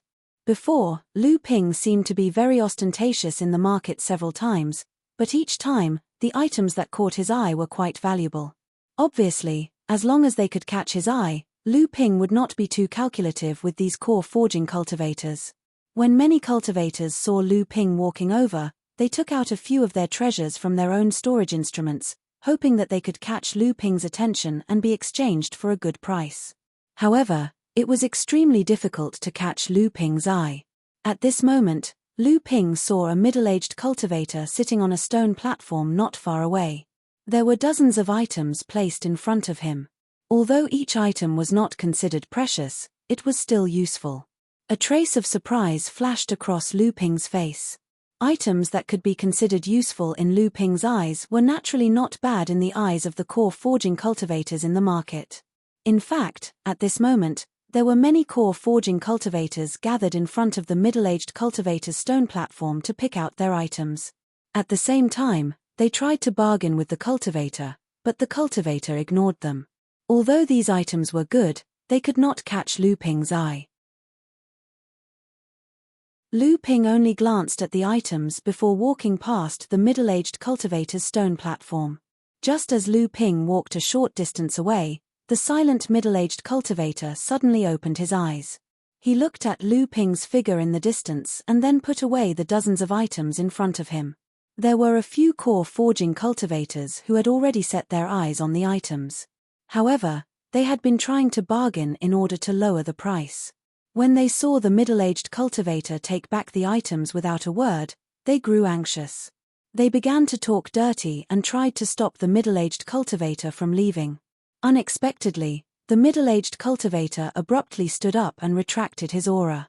His Dharma manifestation stage cultivation caused the cultivators present to retreat in horror. They watched in fear as the person in front of them left, and no longer dared to say anything. Lu Ping continued to walk around the market. Unfortunately, it seemed that his luck was not too good today. He still hadn't encountered anything that caught his eye. A few 100 feet behind Lu Ping, the middle-aged cultivator followed him from afar. He didn't deliberately hide his tracks. Lu Ping walked further and further into the market. When he passed by a small tea house, Lu Ping walked in and threw a few mid-grade spirit stones to the shopkeeper. He casually gave a few instructions and was personally led by the shopkeeper to an elegant room. After a while, the middle-aged cultivator also walked into the tea house. The waiter's eyes lit up and he quickly came forward and asked, "May I ask if you are Senior Lin? Senior Lu has been waiting for you in the elegant room for a long time." The middle-aged cultivator was stunned for a moment, then he smiled and nodded. He threw a spirit stone to the waiter and was led into the elegant room by the waiter. The waiter opened the door to the elegant room. A clear fragrance of tea shook the waiter's spirit.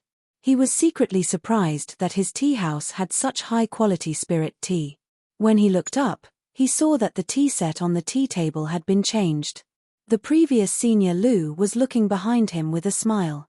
The waiter's heart trembled and he quickly said, "Senior Lu, Senior Lin is here." After saying that, he bowed to let the middle-aged cultivator pass. At the same time, he left the elegant room and closed the door. At the same time, he took 2 deep breaths of the tea. The waiter even felt that the spiritual power in his body was circulating a bit faster than usual. Seeing the waiter leave the tea room, Lu Ping quickly invited the middle-aged cultivator to take a seat and offered a cup of spirit tea.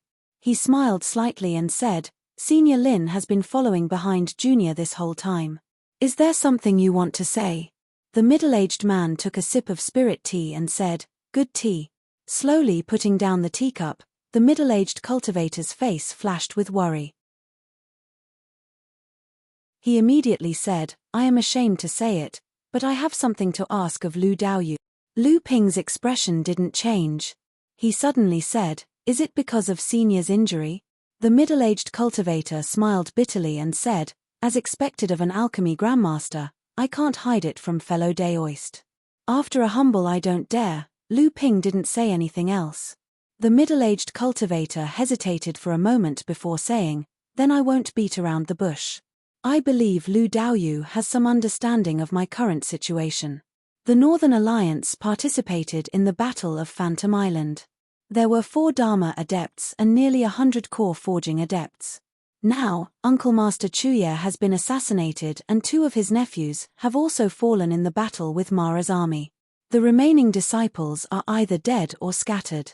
I am the only one left, but I am also seriously injured. I believe fellow Daoyu has some understanding of these matters. Lu Ping nodded and didn't say anything. The middle-aged cultivator continued, "Now, the few alchemy grandmasters on Phantom Island are all from the major sects. Now, I am afraid that the major sects have already targeted the Northern Alliance. Naturally, they won't treat my injury. Therefore, I can only ask for fellow Daoist's help. I hope that fellow Daoist can help me. The Northern Alliance will reward me greatly in the future." Lu Ping laughed involuntarily and said, "If I treat Senior's injury, does Senior Lin think that the Northern Alliance will have a chance to thank me in the future?" The middle-aged cultivator was startled. Then, he thought of something and said with a deep sadness, "Does Lu Daoyu already know something?" Lu Ping said coldly, "I am afraid that Senior Lin has already guessed it, but he still has a trace of hope in his heart." The middle-aged cultivator didn't say anything, but there was a flash of pain in his eyes, as if he had admitted what Lu Ping said. Lu Ping continued, "It is not too difficult to treat Senior's injury. The difficulty lies in the fact that this kind of injury must be supplemented by the power of pills. It is extremely difficult for a cultivator to rely on their own cultivation to recover. I believe Senior Lin has experienced this deeply, right? The middle-aged cultivator heard the hidden meaning in Lu Ping's words. Obviously, he didn't refuse to treat him. He suddenly raised his head and said, "That is exactly so. If fellow Daoist can help me, I will definitely repay you with a debt of gratitude." Lu Ping shook his head and smiled. Junior is not optimistic about Senior's repayment in the future. The middle-aged cultivator's expression changed and he said in a deep voice, "What do you mean, fellow Daoist?"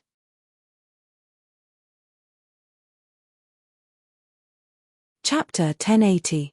Lu Ping's words infuriated the middle-aged cultivator. He asked coldly, "What is the meaning of this, Lu Daoyu?" Lu Ping stared into the middle-aged cultivator's eyes and said, "Senior Lin, can't you tell? The reason you're still alive is most likely because the people behind the Northern Alliance want to keep someone of some status in the Northern Alliance alive so that they can help them find the secret heritage sites of the Northern Alliance in the future. Even if I manage to heal your injuries, do you think you can escape from the hands of those people?" Lu Ping's words were like a sharp knife that cut through flesh. Every sentence he said could cut a piece of flesh from the middle-aged cultivator's body. By the time Lu Ping finished speaking, the middle-aged cultivator, who was at the mid-Dharma stage, was already sweating profusely. His eyes were filled with despair. Lu Ping fell silent after he finished speaking. He watched as the middle-aged cultivator recovered from his despair. Slowly, his eyes began to fill with determination, as if he had made up his mind about something. Lu Ping's eyes, however, were as calm as a bottomless lake. "Tell me, you didn't refuse to help me heal my injuries. What do you want in return?" The middle-aged cultivator finally regained his composure.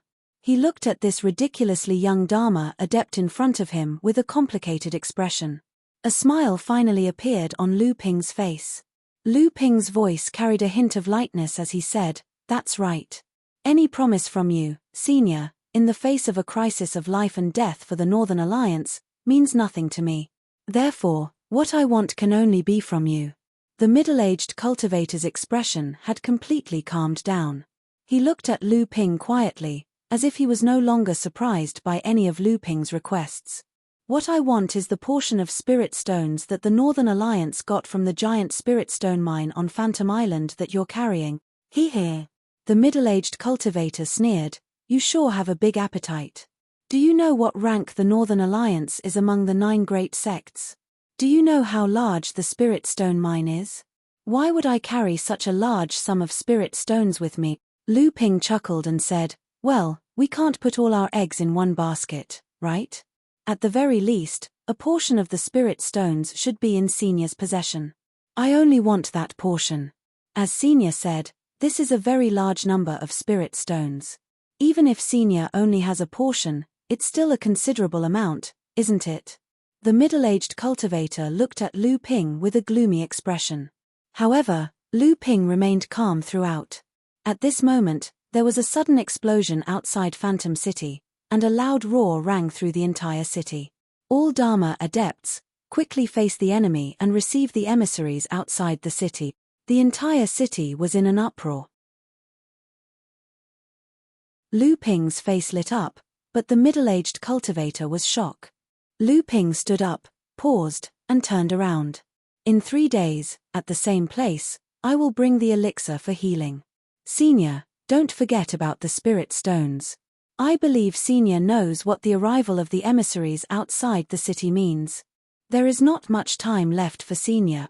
Lu Ping was the first to walk out of the tea house. He cast a questioning glance at the shopkeeper who was doing the accounts behind the counter. The shopkeeper shook his head slightly and Lu Ping walked straight out of the tea house. A light flashed beneath his feet and he flew out of the city. Within the Phantom City, using flying techniques was a privilege reserved for Dharma adepts, even when they were surrounded by Mo Luo. In the elegant room of the tea house, the middle-aged cultivator did not care about the summons from the various sects of the Phantom Palace. Instead, he sat there quietly, thinking about something. After a while, he seemed to have made up his mind. He stood up, patted the storage instrument on his waist, and walked out of the elegant room. At this time, the entire Phantom City was in an uproar. The cultivators from the various sects who had been besieged for almost a year were all rushing up the walls of Phantom City. Dharma adepts from the other 4 islands were constantly flying over their heads, charging towards the Demon Luo army outside Phantom City. When Lu Ping arrived at the Phantasm City's city wall, the sea outside the city was already in chaos. The entire sky was shrouded in colorful lights. "Brother Lu, over here." Lu Ping turned to look and saw Chu Haitian waving vigorously in the distance. Chu Haitian had also stopped, waiting for Lu Ping to go over. Lu Ping turned to look in the direction of the Spirit Gathering Island, but did not see Tian Kang Laozu. He did not know if the old man had already rushed over. The light under Lu Ping's feet flashed, and he had already arrived in front of the 2 of them. However, he saw that there were a few other lights that had stopped not far away. The person in the lead was the Dharma adept of the green sea snakes, Chu Fuyu Laozu. Chu Fuyu Laozu nodded at Lu Ping and said, "All right, among the cultivators who have taken the risk to break into Phantom City, there will definitely be Dharma adepts from the green sea snakes. Everyone, be alert. This is going to be a tough battle. The old man will lead the way. Shiyu, Wuyu, Jinyu, Inyu, the 4 of you mid-stage Dharma adepts will protect the old man on both sides. The rest of you early-stage Dharma adepts will protect the back. Let's go." In addition to Lu Ping, there were a total of 10 Dharma adepts. They formed a huge triangular attack formation in mid-air, with a distance of tens of feet between them. They charged towards Mara's army as fast as lightning. Chu Fuyu Laozu raised his hand, and all the water vapor within a radius of 3 miles condensed. It then turned into raindrops that filled the sky and poured down on the Mara's army that was charging towards them. This was the first time that Lu Ping had seen a late Dharma adept attack so directly. The raindrops that filled the sky instantly hit the hundreds of Maras that were charging towards them. They screamed in pain as they fell towards the sea like dumplings in a pot. In the process of falling, more than half of the Maras melted on the spot, turning into the original essence and dissipating in mid-air. The path that the group was moving towards had been cleared for 2,000 to 3,000 feet in an instant. Lu Ping thought that if he were to use the art of traveling through clouds and summoning rain with all his might, although it was possible that he could cover a radius of more than 1,000 feet within the range of his magical powers, whether it was the speed or the power of the technique, he was still far inferior to Chu Fuyu Laozu's. However, before the group could advance more than 100 feet, the alarmed Mara quickly surrounded them from all directions. However, the 10 of them did not care at all, and they continued to push towards the center of the Mara's army. Seeing that Mara was rushing towards them, the 4 mid-Dharma adepts on both sides each attacked. They killed tens of large and small Maras consecutively, finally intimidating the Mara's army that was closing in on them from both sides. At this time, Chu Fuyu Laozu, who was leading the way, was also attacked by a Jade Shura. However, he was repelled by a second Calamity Spirit treasure in his hand, and he hid within the ranks of the Mara's army. Chu Fuyu Laozu did not stop and continued to push forward, and the group behind him followed. At this time, Chu Haitian shouted, "They're coming." Lu Ping's divine consciousness had also discovered that a group of Mara had surrounded them from behind like a flood. Chu Haitian slashed out with the Jade Sky Sword in his hand, and a magnificent sword aura killed the 3 big Mara that were chasing at the front. The sword aura continued to rush forward, and it only dissipated after killing the 5th Mara. Chu Haitian also attacked at this time. The flying spear in his hand flew out, and after piercing through 3 Maras, there was a crisp sound, and the flying spear was blocked. Chu Haitian shouted, "There are blood Shuras hiding inside." He had only just said that when 2 blood Asuras suddenly charged out from the group of demonic Asuras. They charged towards Chu Haidong and another Emerald Sea Spirit Serpent cultivator known as Chu Hailang. The 2 of them quickly engaged the 2 blood Asuras in a fight. The Mara's army took advantage of the situation to approach. Lu Ping raised the thin water sword in his hand and turned it into 2 sword dragons, which roared and rushed into the Mara's army. Seeing that more than 20 of the Mara's army had been bitten by the 2 sword dragons, and that the Mara had finally relied on their numbers to defeat the 2 sword dragons, Lu Ping suddenly loosened his hand and shouted, "Disperse." The two sword dragons immediately dispersed and merged, turning into a torrent that immediately swept more than 10 maras into the torrent and disappeared. When the many maras dispersed the torrent again, it turned into a lake, rolling up piles of silver waves. Every time a wave rolled over a mara's body, it was as if Mara's body had been dismembered. Lu Ping's triple kill had injured 40 to 50 maras that had pounced on him. This not only shocked the other early Dharma adepts of the green sea snakes, but even Chu Haitian was shocked by Lu Ping's methods. At this time, there were not many maras that had fallen under the Jade Sky Sword, only 20 to 30 of them. Lu Ping's strong methods had obviously angered the high-level Mara hidden in the Mara's army. A roar came from the Mara's army. Lu Ping's expression changed and he said, "Be careful, it's a blood demon." The other early Dharma adept of the green sea snakes was called Chu Haiping. Without waiting for Lu Ping's warning, at the moment the roar sounded, with him as the center, densely packed transparent silk threads shot out in all directions, as if forming a huge net. The blood demon's soul-devouring power hit this net, causing the huge net to undulate like waves, but it was unable to affect Lu Ping and the others behind the huge net. Chu Haiping smiled proudly after receiving this attack from the blood demon. Seeing that the Mara's army was about to rush up again, he hurriedly retracted the transparent silk net. However, he heard Lu Ping shout, "Be careful." When Chu Haiping looked up, he saw that a blood demon had appeared above the Mara's army. It was holding a smooth, jade-like object in its hand, and it suddenly knocked it in Chu Haiping's direction. A sound like a chime suddenly sounded in his head, and Chu Haiping's whole body suddenly froze in mid-air, as if he had been stunned.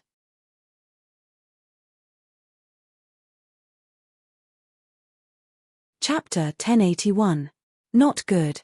Due to Chu Haiping's carelessness, he was suddenly ambushed by the blood demons. This caused the 5 of them to reveal a flaw in their defense. Several Mara did not fear death and rushed forward. Chu Hailang and Chu Haitian joined hands to help.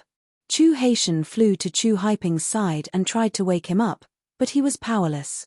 Seeing that Mara's army was about to cut off the connection between the 5 of them and the Laozu, Chu Haitian couldn't help but feel anxious. At this moment, he heard Lu Ping shout, "Let me." As soon as he finished speaking, Lu Ping appeared in front of Chu Haiping. He stretched out his finger and pointed at Chu Haiping's head while Chu Haitian cried out in alarm. Generally speaking, a confrontation of spiritual sense could only be resisted by the cultivator themselves. It was very difficult for others to get close. If they didn't handle it well, they would end up harming others. This was also the reason why Chu Haitian cried out in alarm when he saw Lu Ping pointing at Chu Haiping's head without thinking. An invisible flame invaded Chu Haiping's divine sense in an instant. A mass of divine sense that seemed to have been frozen tightly was gently burned by the flame. His entire divine sense seemed to have suddenly been stimulated. It suddenly melted and stretched out, but the invisible flame suddenly disappeared. Lu Ping immediately withdrew his finger. Chu Haiping howled miserably. His hair instantly stood on end. His forehead and back were instantly drenched in cold sweat. He stretched out his hand and was about to hit Lu Ping when he was stopped by Chu Haitian. He shouted, "Brother Ping, wake up." Chu Haiping's dazed gaze finally recovered some spirit. Chu Haitian was overjoyed and said, "Brother Ping, how are you?" Chu Haiping looked to the front and saw Chu Hailang, Chu Haixiao, and Lu Ping working together to block Mo Luo's pursuit. He hurriedly endured the searing pain in his head after being burned by the jade phosphorus soul fire and said bitterly, "I'm fine." After he finished speaking, he flicked his fingers repeatedly, and several sparkling and translucent silk threads shot out from his fingers, nailing a few Moros who had charged through the blockade of the 3 of them. He shouted, "Retreat. Don't let the Moros cut off our connection with 6th Grandfather and the others." Lu Ping and the others saw that Chu Haiping's face was pale, but his strength hadn't been affected much. They immediately began to slowly retreat. The 5 of them maintained their formation and caught up with Chu Fuyu and the others, who were more than 300 meters away. At this moment, the blood demon hiding among Mara's group appeared again and the chime sounded in his hand.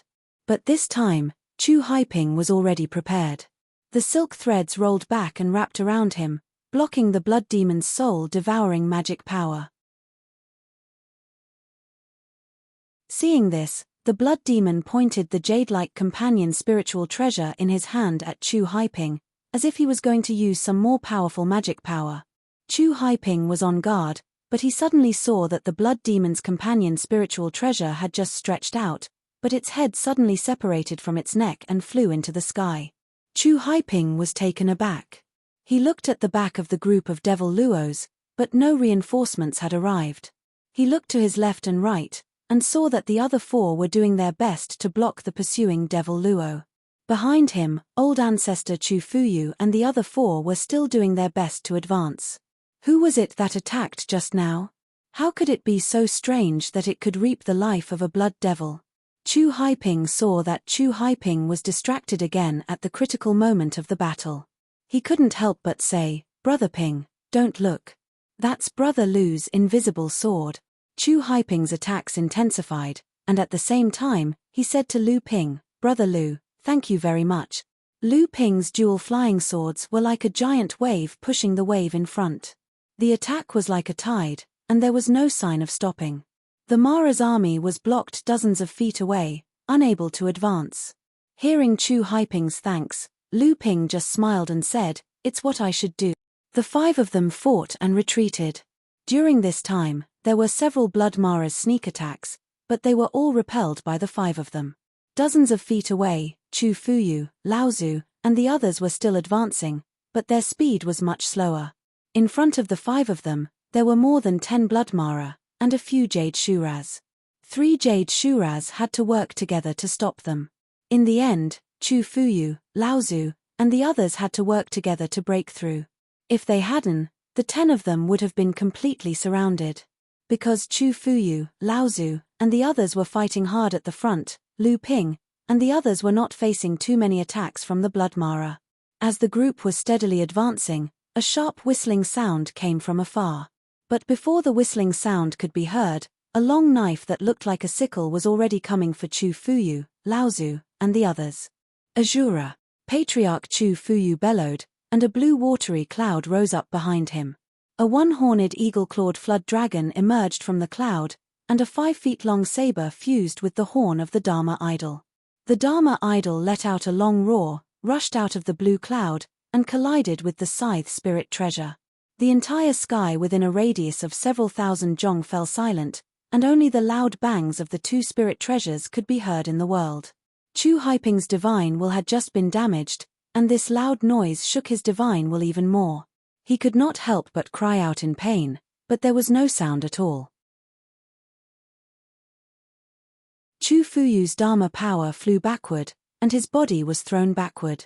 The 4 mid-Dharma adepts on both sides wanted to go forward to help, but a Jade Shura jumped out from each side and attacked them. At this time, Lu Ping and Chu Haishan suddenly attacked from the back of the 5 people. Chu Haiping and the others were still a little confused when they saw a Jade Shura and 2 Blood Shuras suddenly attack Mara's army. But they suddenly encountered Chu Haishan and Lu Ping in mid-air, and the 2 sides were engaged in another chaotic battle. Chu Haishan shouted and said, "Leave the Jade Shura to me. Finish off the other 2 quickly." The green cloud sword in his hand turned into a light snake that filled the sky, and then formed a huge moon in front of him. It was the bright moon over the sea. Supreme swordsmanship magic passed down from the green sea snakes. Lu Ping's expression was serious. The 2 flying swords in his hands combined, and with one strike, he sent one of the Blood Shura flying. Just as Lu Ping was about to use all his strength to finish off the remaining Blood Shura, Lu Ping's expression changed slightly, and he suddenly took a step back. At the same time, an auspicious cloud rose from where he had been standing, and then suddenly collapsed. In the midst of Mara's army, the figures of 2 demonic Shuras flashed by. Lu Ping was shocked. 2 Blood Shuras. At this moment, the Blood Shura that had been sent flying by Lu Ping had once again stood side by side with another Blood Shura. At the same time, 2 more Blood Shuras came out of the Mara's army and fought with Chu Haiping, and Chu Hailang. Lu Ping's heart was filled with ruthlessness. A 3-foot bell rose above his head, and Lu Xiaohai jumped out from the void beside him. He used all his strength to hit the bell with the copper hammer in his hand. Clang! The surface of the 3-foot bell was instantly filled with dense cracks, and invisible sound waves spread in all directions. Among the Mara's army, the big and small Mara's bodies were all stunned, and some of the weaker ones fainted on the spot and fell to the sea. Lu Ping jumped up, stepping on the golden auspicious cloud. The 2 flying swords in his hands hovered in mid-air, and rays of sword light separated from the swords. 2 became 4, 4 became 8, and then turned into 129,600 rays of sword light.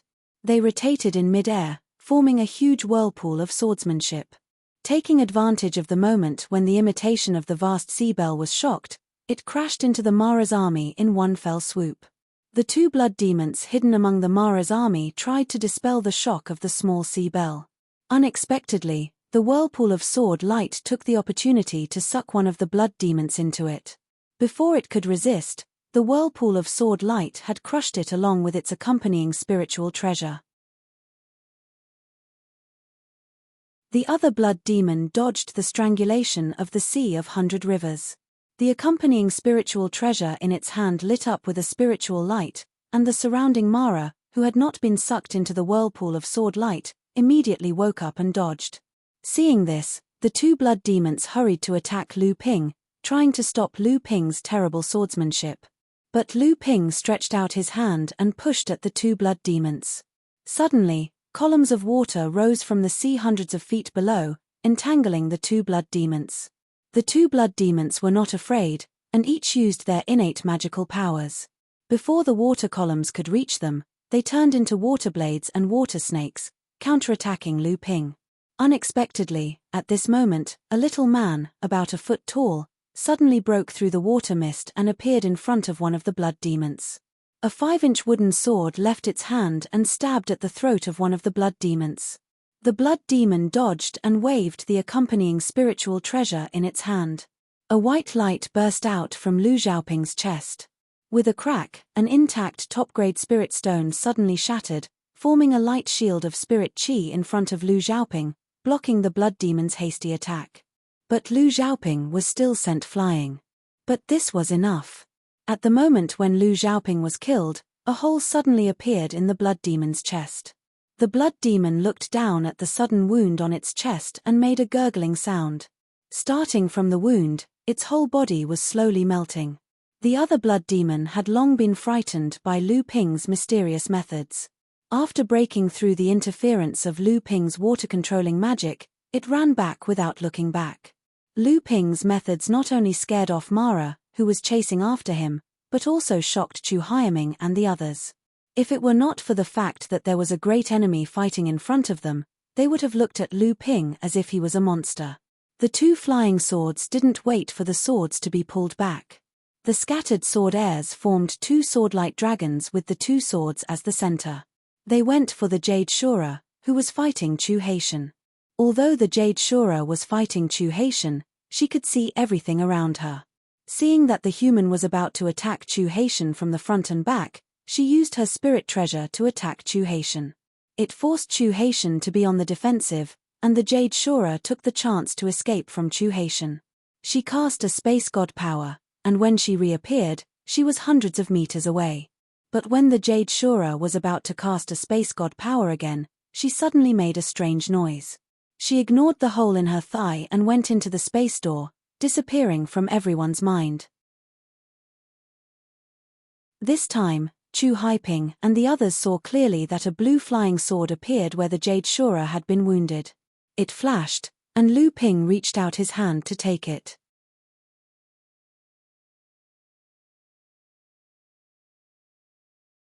Chapter 1082.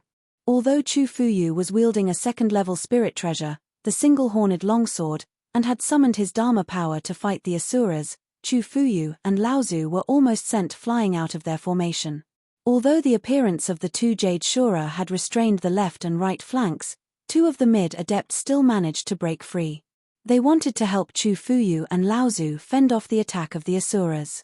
However, before the 2 of them could do so, 2 more blood demons appeared from within the ranks of Mara to help the 2 Jade Shuras.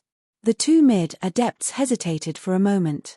They did not know whether to help Chu Fuyu and Laozu, or to turn back and fend off the attacks of the 2 blood demons. Just then, Chu Haiping, Chu Haiming and Chu Hailang suddenly rushed forward. The three of them took action to block the two blood demons. One of the Dharma adepts was enraged and said, "Why are you guys here? Stand guard at the back." In a flash, Chu Haiping hid in the net of crystal wires that Chu Haiping had blown up and avoided a sneak attack from the blood demon. With a sweep of the flying spear in his hand, he forced the blood demon to retreat several feet. Then, he turned to the Dharma adept and said, "Seventh uncle, the ones behind us have been beaten back. With those two guarding us, there won't be a problem." The sudden appearance of the three of them actually solved the urgent situation of the two mid-adepts.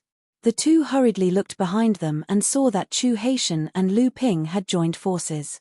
The Mara army was actually more than 100 feet behind them, not daring to move forward. The two had no time to think about the reason. Although the battle between Chu Fuyu and Laozu and the Asuras was still at a stalemate, as time went on, they would definitely be at a disadvantage. Moreover, they were now deep within the encirclement of the Mara army. They could only enter and exit quickly without any pause. Otherwise, once they were surrounded by the army, even if the 10 of them were all Dharma adepts, it would be difficult to escape. With the addition of the two mid-Dharma adepts, the situation quickly turned for the better. Although Chu Fuyu, Laozu, and Chu Hailang could not defeat the Asuras did not dare to rush forward and block their advance. At this moment, the Mara army a few miles ahead was suddenly in chaos. Chu Fuyu, Laozu, and Chu Hailang's eyes narrowed as he shouted, "There, go." On one side, they were fighting against the Devil Luo army that was harassing them from both sides. On the other side, they followed behind Patriarch Chu Fuyu, charging into the most chaotic and densely packed Devil Luo army several miles away. It was getting more and more difficult for the group of 10 to advance. The Asuras had been fighting with Chu Fuyu and Laozu all the way, and now that they were deep within the Mara army, it was like a tiger that had grown wings. Numerous blood Mara were summoned by the Asuras to join the battle, and the pressure on Lu Ping and the rest increased. At this moment, there was a cry of alarm from the Mara tribe in front of them, as if some great danger had occurred. The Mara tribe quickly dodged and opened up a path, but then they saw an Asuras rushing over. This time, Lu Ping and the rest were all shocked. Chu Fuyu and Laozu hurriedly called for the rest to shrink their formation and prepare to retreat, but then they saw two beams of flowing light, one strong and one weak, following closely behind the Asuras, taking advantage of the path that Mara had avoided to fly over. "Sixth brother, save me." One of the two flowing lights was in front, and the other was behind. The cultivator at the back was obviously not in a good state. He was overjoyed to see Chu Fuyu and the rest, and shouted loudly. Seeing this, Chu Fuyu and Laozu were also overjoyed and said, "Shrink, get ready to retreat." After saying this, Chu Fuyu and the flowing light in front of him attacked almost at the same time. The two of them worked together to temporarily repel the Asuras that were trying to cut off the connection between them. The two flowing lights landed in the crowd and met up with Chu Fuyu and the rest. "Eighth brother, how are you?"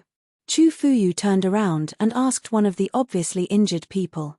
This person was obviously from the Green Sea Snakes, and he was also a late Dharma adept. However, at this moment, his breathing was unstable, and it was obvious that his injuries were very serious.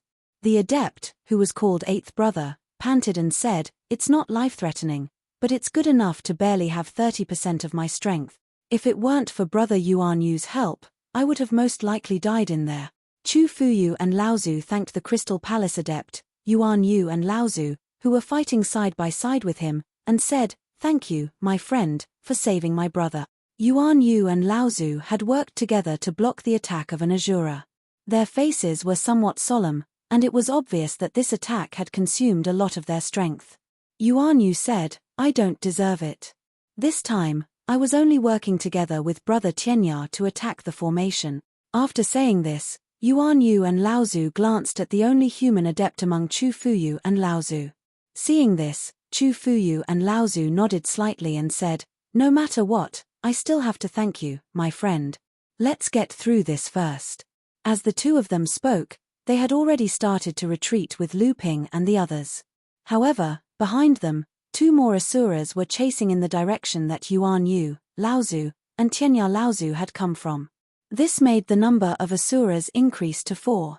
Originally, the 2 asuras were just harassing them, but with the help of the other 2 asuras, they immediately joined forces to attack the group.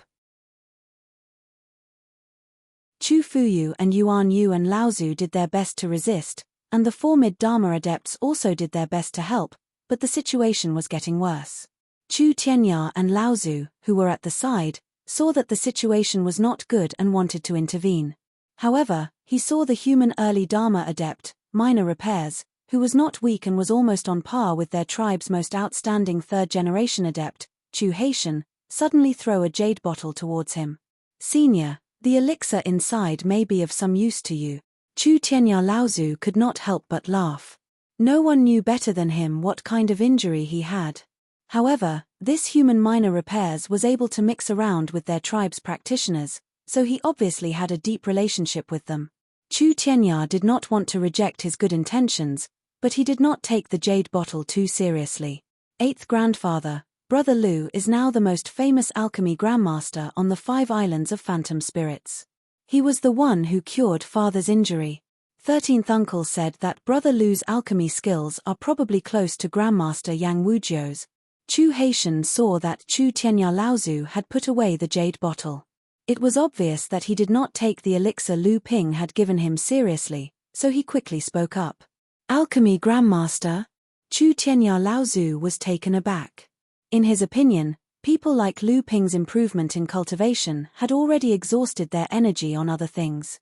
He did not expect that this Minor Repairs in front of him had a good cultivation and was actually an alchemy grandmaster. This was quite amazing. However, Chu Tianya Laozu reacted immediately. Only then did he realize that Chu Tianyu, a late-stage great practitioner, was not in the rescue team this time. He casually swallowed an elixir in the jade bottle and asked anxiously, "Your father is injured. How is his injury?" Chu Tianyu was one of the strongest second-generation practitioners of the Green Sea Snakes. It was not impossible for him to achieve the pure young Dharma idol in the future. If it were not for his serious injury, Chu Tianyu would never let Chu Fuyu Laozu go out alone to rescue everyone. Without waiting for Chu Haitian to answer, Chu Fuyu shouted loudly, "8th brother, are you okay? Can you come up and help?" Chu Tianya did not dare to be negligent.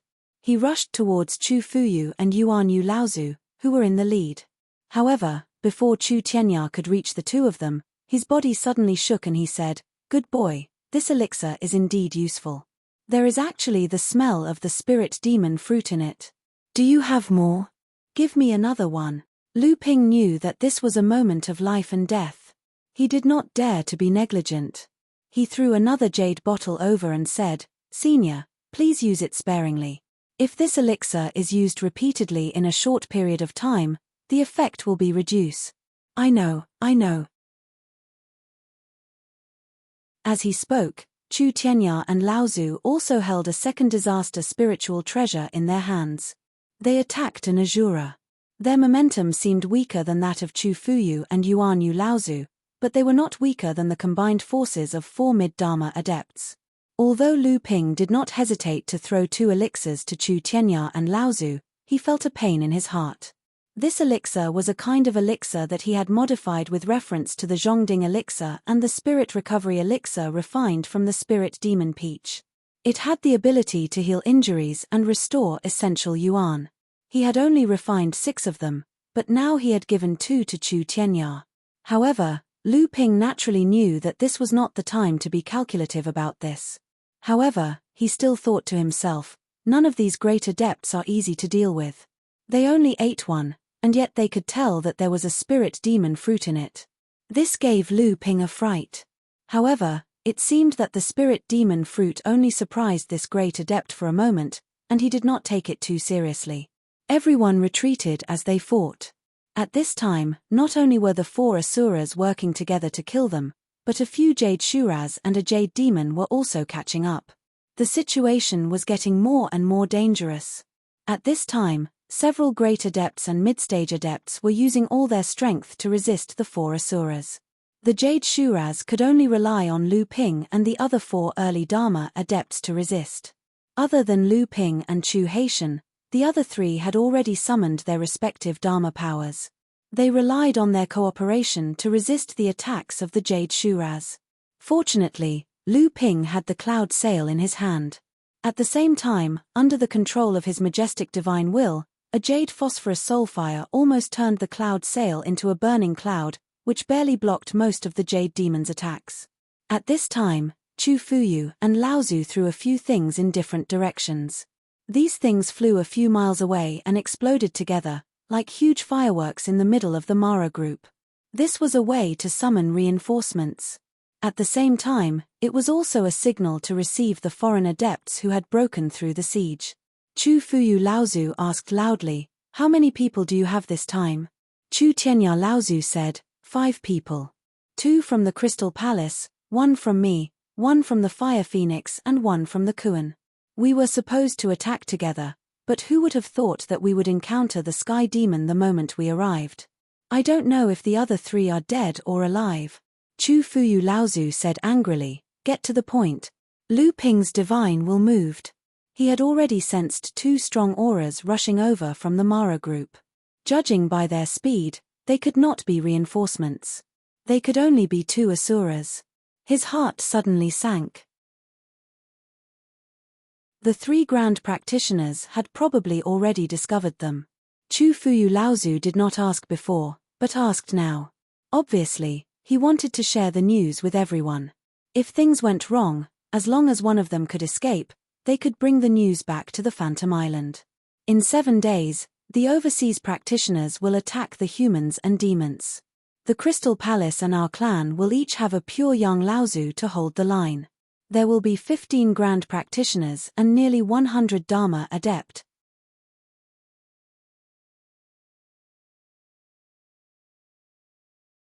Chapter 1083. Without waiting for Chu Tianya Laozu to finish speaking, Mara, who was hundreds of feet away, had already dodged again. 2 asuras roared and charged towards the group. Patriarch Yuan Yu bellowed, and a huge tiger Dharma idol rose above his head. The Dharma idol let out a loud roar, and the tiger's tail behind it transformed into a huge crystal whip, which lashed out at an asura in front of it. Shockingly, it was another One Tribulation spirit treasure. Chu Tianya Laozu also summoned his own Dharma power. It was also a single-horned dragon, but this one had crocodile legs and prawn whiskers. It was different from Chu Fuyu Laozu's Dharma power.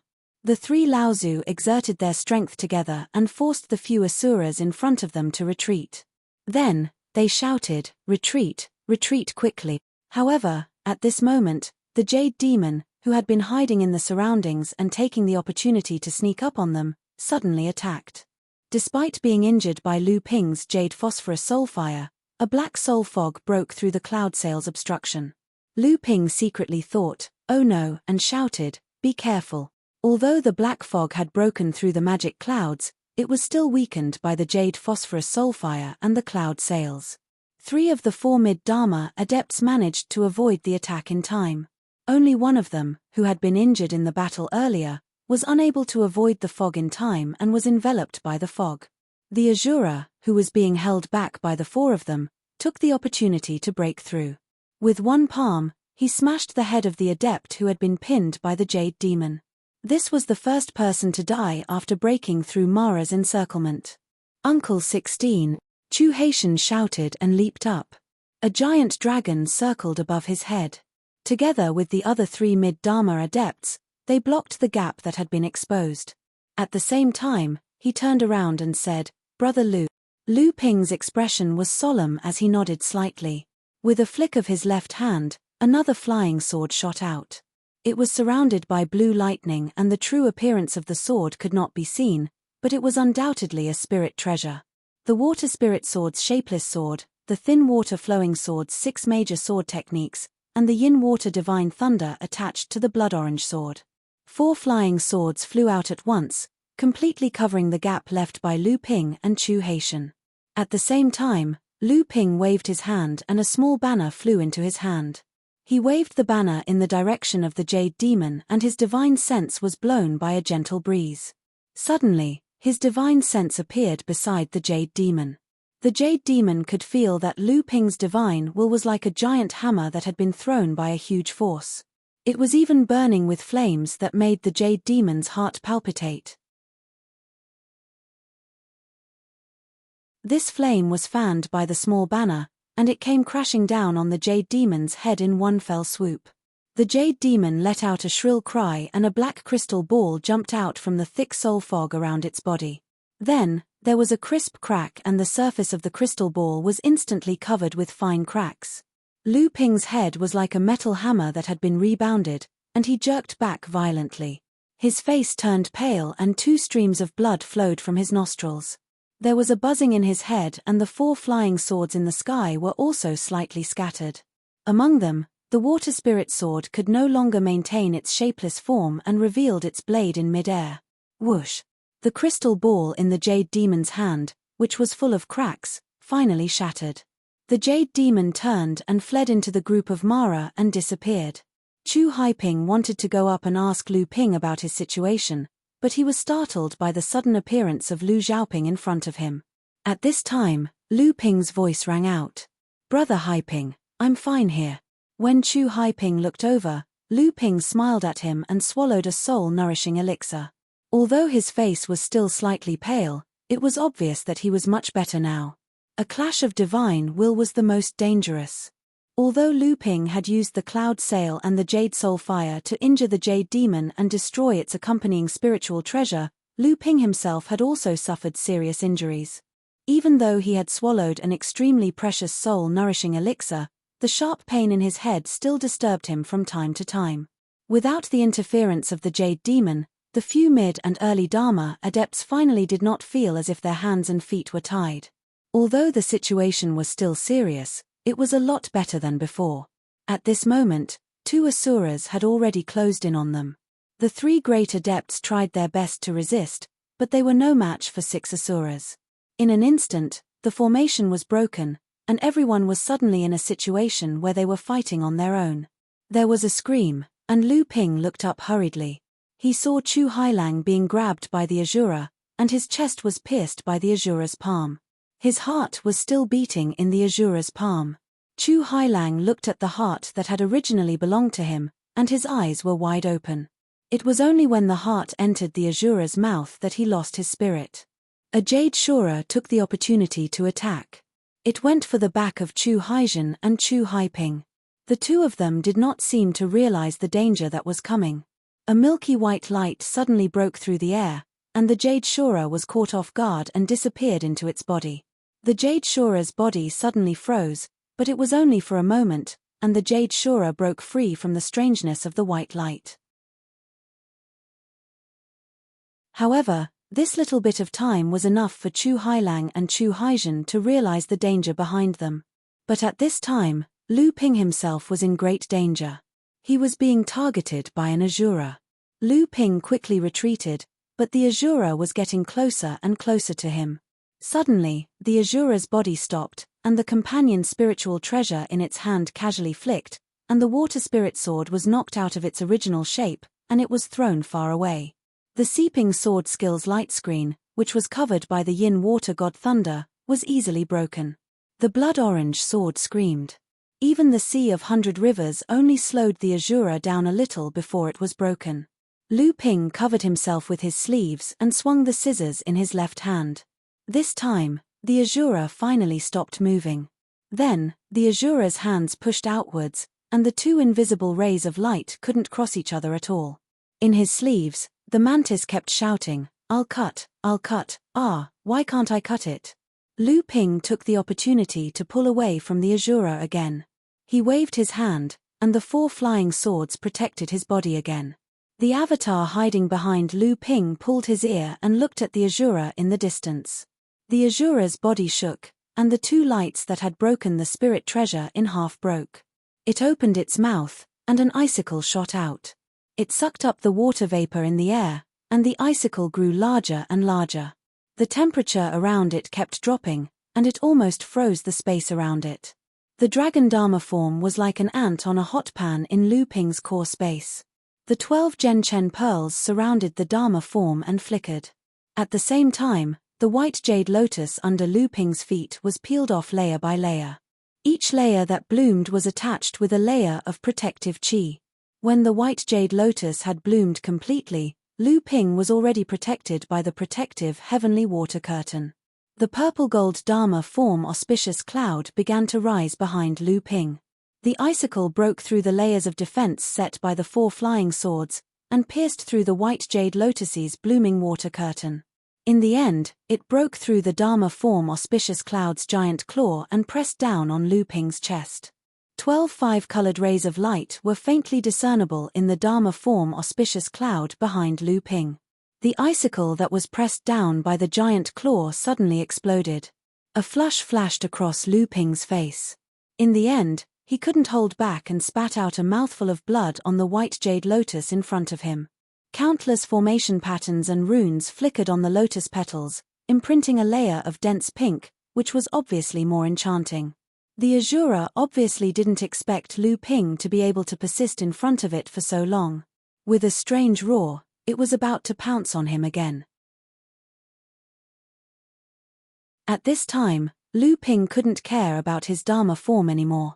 In the auspicious cloud behind him, the 12 5-colored rays of light echoed with the lotus formation pattern under his feet, and it was about to burst out. Right at this time, 2 long howls were heard, and 2 ferocious auras descended, immediately attracting the Azura's attention. A fiery red ray of light crashed in, and in the blink of an eye, the Azura that was chasing Lu Ping was engaged in a battle with the Azura. Among the earth-shaking roars, the surrounding void suddenly turned into a world of ice and fire. Lu Ping let out a long sigh of relief, and he felt as if he had just escaped from death. When he looked over, it turned out that 2 great practitioners had rushed over after seeing Chu Fuyu Laozu's distress signal. One of them was the Fire Phoenix race's great practitioner, Yang Chongtian, who was battling the Azura that was chasing Lu Ping. The other human practitioner held a sharp sword in his hand, and every slash of his sword had the power to tear through the void. It was the great practitioner of Skyrend. Following closely behind these 2 great practitioners, another 7 or 8 Dharma adepts charged in, immediately alleviating the danger that Lu Ping and the others were in. However, without waiting for Lu Ping to catch his breath, a soul-piercing roar once again silenced the entire battlefield. Many Mara dodged, and the sky was filled with black clouds, covering half the sky in the blink of an eye. Lu Ping pulled the cloud sail behind him, and his whole body was wrapped tightly in the auspicious clouds. At this time, the entire battlefield finally recovered from the roar, and Chu Tianya could be heard shouting at the top of his lungs, "Heavenly demon, the heavenly demon is here, retreat." The black fog rolled, and in an instant, a huge finger condensed in the middle of it, pointing towards the battlefield. Yuanyu Laozu shouted, and a white jade pagoda rose above his head, wanting to block it, but immediately after, there was a scream, and the white jade pagoda fell from his head. Yuanyu Laozu, a great late Dharma adept, held his head and rolled down from mid-air, taking a blow from the Azura that had caught up to him. He had lost half his life. "Scoundrel, how dare you!" A loud roar sounded like thunder, and boundless pure yang qi rolled over. The soul-devouring black fog in the sky began to shrink like melting snow, and the entire sky suddenly cleared up. A practitioner who seemed to have gathered all the light in the world came from the horizon, and at this moment, it was as if he was the only person left in this whirl. Pure Yang Laozu. There was actually a pure Yang Laozu hidden in Phantom City.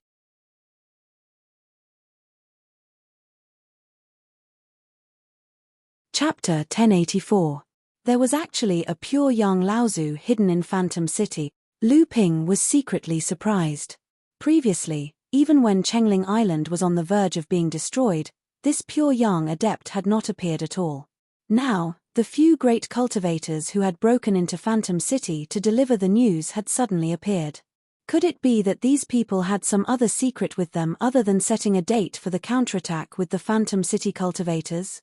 Lu Ping looked around him. At this time, Chu Haiying, Chu Haiping, and the others were still fighting with Mara. However, from their faces, one could not see the surprise that the pure Yang adept had appeared. Clearly, the existence of this pure Yang Laozu was kept a secret from the other small and medium-sized forces. The appearance of the pure Yang adept had completely suppressed the heavenly demons, and the two asuras had broken away from their respective opponents to help the heavenly demons. The pressure on Lu Ping and the others was greatly reduced, but they were still not out of danger.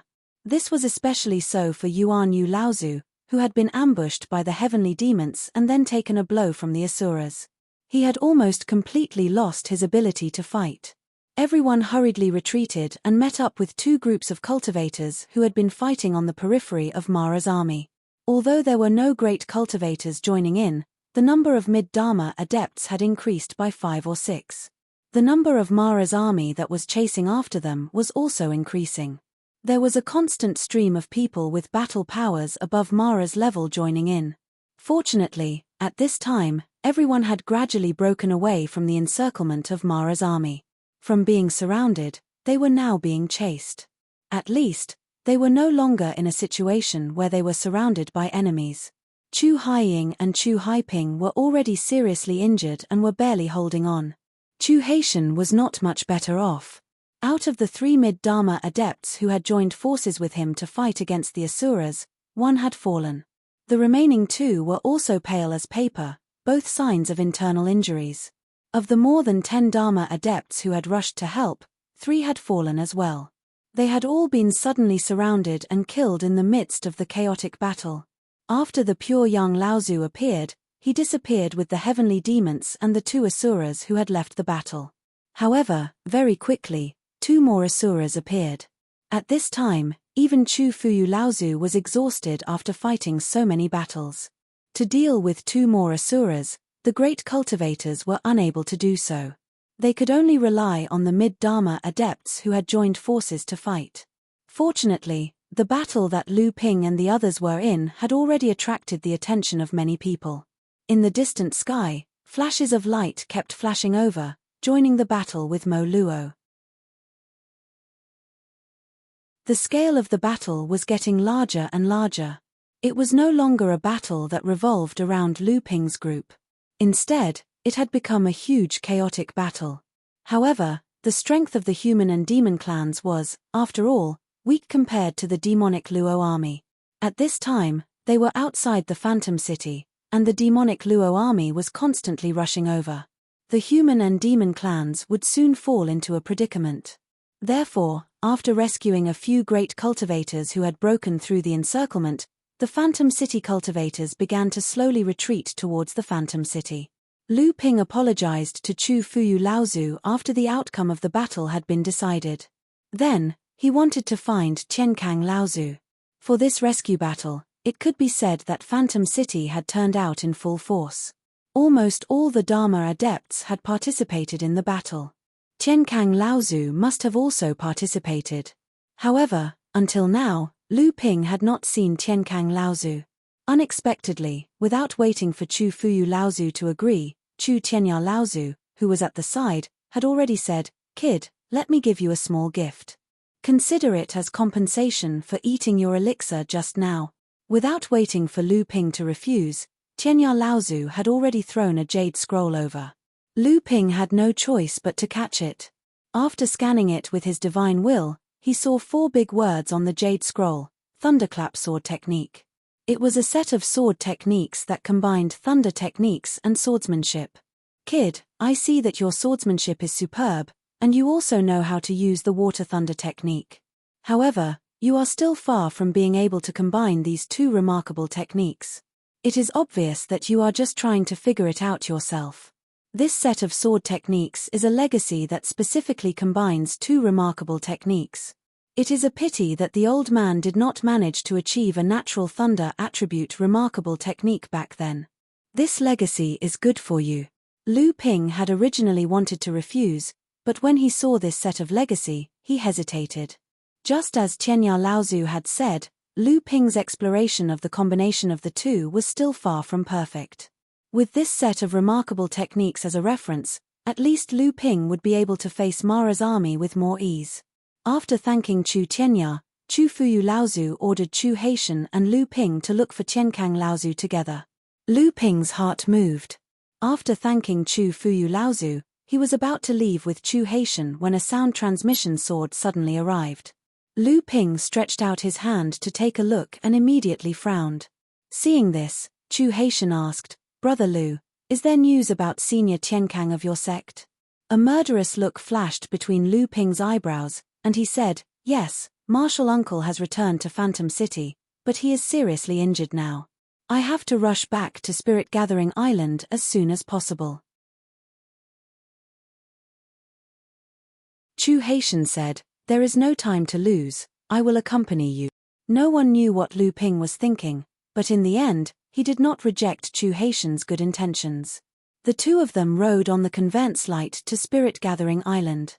When Lu Ping saw Tienkang Laozu again, his heart sank.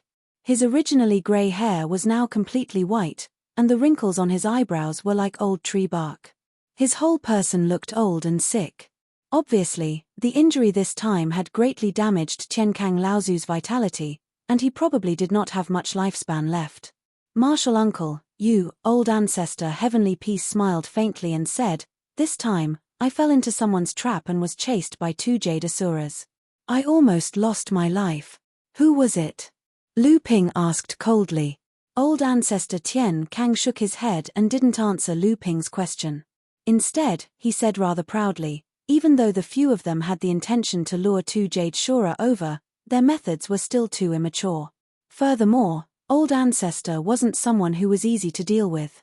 Instead, he lured a few blood demon shura over and everyone fell into a heavy encirclement, so we just had to perish together. Those few small cultivators were instantly dumbfounded. In the end, 2 of them died while I relied on the mountain-splitting axe to kill my way out, haha. Tienkang Laozu laughed, but suddenly, his face changed. His laughter suddenly turned into a violent cough, and then he coughed up blood. Lu Ping did not say anything, and he put a healing pill into his mouth, but Tienkang Laozu stopped him and said, "Don't waste it. I know it was not easy to make this pill, and it is not even as good as Brother Tianlu's Bell Cauldron pill. But this is an old sore relapse, and it is something that can kill me. It is not something that can be cured by a healing pill." Lu Ping took out a purple gold longevity pill, and said, "Martial Uncle, if that is the case, then this longevity pill can be used." Tienkang Laozu still shook his head, and he said, "I have already told you, any longevity pill used on the old man is a waste. The old man is very clear about his own injuries. The old man should have died more than 100 years ago, but he has been holding on for more than 100 years. He can die with no regrets." Lu Ping knew that Tienkang Laozu wanted to die a long time ago, but because of the sect's friendship, he was able to hold on until now. Previously, Zhenling had plotted several times, and Tienkang Laozu always played the role of a pawn, always charging at the front. There were several battles in the Phantom City, and he was willing to be injured to protect Lu Ping. When Lu Ping and Chu Haitian came out of Tienkang Laozu's secret room, Chu Haitian asked in a low voice, "Brother Lu, what do you think about the cultivator who attacked Senior Tienkang?" Lu Ping's expression was cold, and he said in a cold voice, "Our sect's foundation is not deep, so it is most likely because of jealousy. Moreover, I am afraid that this matter will fall on me. I am afraid that I have been in the limelight for too long, and I am afraid that I am an eyesore. Of course, it is also possible that our sect has unintentionally offended someone." Chu Haixiao pondered deeply for a moment and seemed to be considering something, and then he tactfully said, "Senior Tienkang has always kept his mouth shut about the cultivator that assaulted and killed him. I think Senior has surely noticed something, but the power behind the assailant is too great, so you can only swallow your anger and humiliation." Lu Ping nodded, but he did not say anything. How could he not have thought of this? Seeing this, Chu Haitian said again, "Brother Lu, if your sect has any difficulties, don't forget about us, the green sea snakes. Not to mention the fact that the Heavenly Feather Tribe's uncle's cultivation would have been destroyed if Brother Lu had not intervened. Even with our current relationship, there is no reason for us to stand by and do nothing." In the battle to receive the cultivators outside the city, there were 5 great adepts who charged in from outside the city. Among them, there were 2 from the Crystal Palace, and 1 each from the Green Sea Snakes, Kuan Fish, and Fire Phoenix tribes. In the end, all 4 great adepts were seriously injured. Chu Tianya's injuries were considered light, and as for Yang Zhuyang Laozu from the Fire Phoenix tribe, he had completely disappeared. There was an 80% chance that he had died without even a trace. However, in order to receive the 5 of them, almost all the Dharma adepts in Phantom City had come out. After a huge battle, another 20 to 30 Dharma adepts had completely fallen. According to what Lu Ping knew, Shiling Island was guarded by one of the top 10 medium-sized sects. Originally, there were more than 20 Dharma adepts, but now there were only 12 or 13 left. The 5 islands of Phantom City had been surrounded for almost a year, and almost half of them had fallen. Yuanling Island was not much better, especially when the heavenly demons had led Mara's army to attack Yuanling Island. 15 years ago, there were close to 30 Dharma adepts. Now, the number of Dharma adepts left was about the same as that of Shiling Island. On average, each sect did not even have enough Dharma adepts. If Shiling Island and Yuanling Island were like this, then Jade Spirit Island, which was guarded by the 12 foreign demon tribes, was not much better. Phantom Island and Chengling Island were originally the strongest. Although Phantom Island was guarded by several great adepts from the 9 main sects, Phantom City was also the main direction of attack for Mara's army. Chengling Island had almost fallen after Poison Shura opened up a gap, and the casualties were even worse. After sending off Chu Haitian, 3 days later, Lu Ping once again came to the VIP room in the tea house in Phantom City. The middle Dharma adept from the Northern Alliance was already waiting there. "Elder Lin, you're early. Have you thought about the matter?" Lu Ping asked without beating around the bush. The middle-aged adept was no longer as confused as he had been the last time they met. Instead, he smiled and said, "I do have a portion of the Spirit Stone mine from the Northern Alliance, but Lu Daoyo's healing elixir is only worth a few top-grade Spirit Stones. Don't you think your appetite is too big?"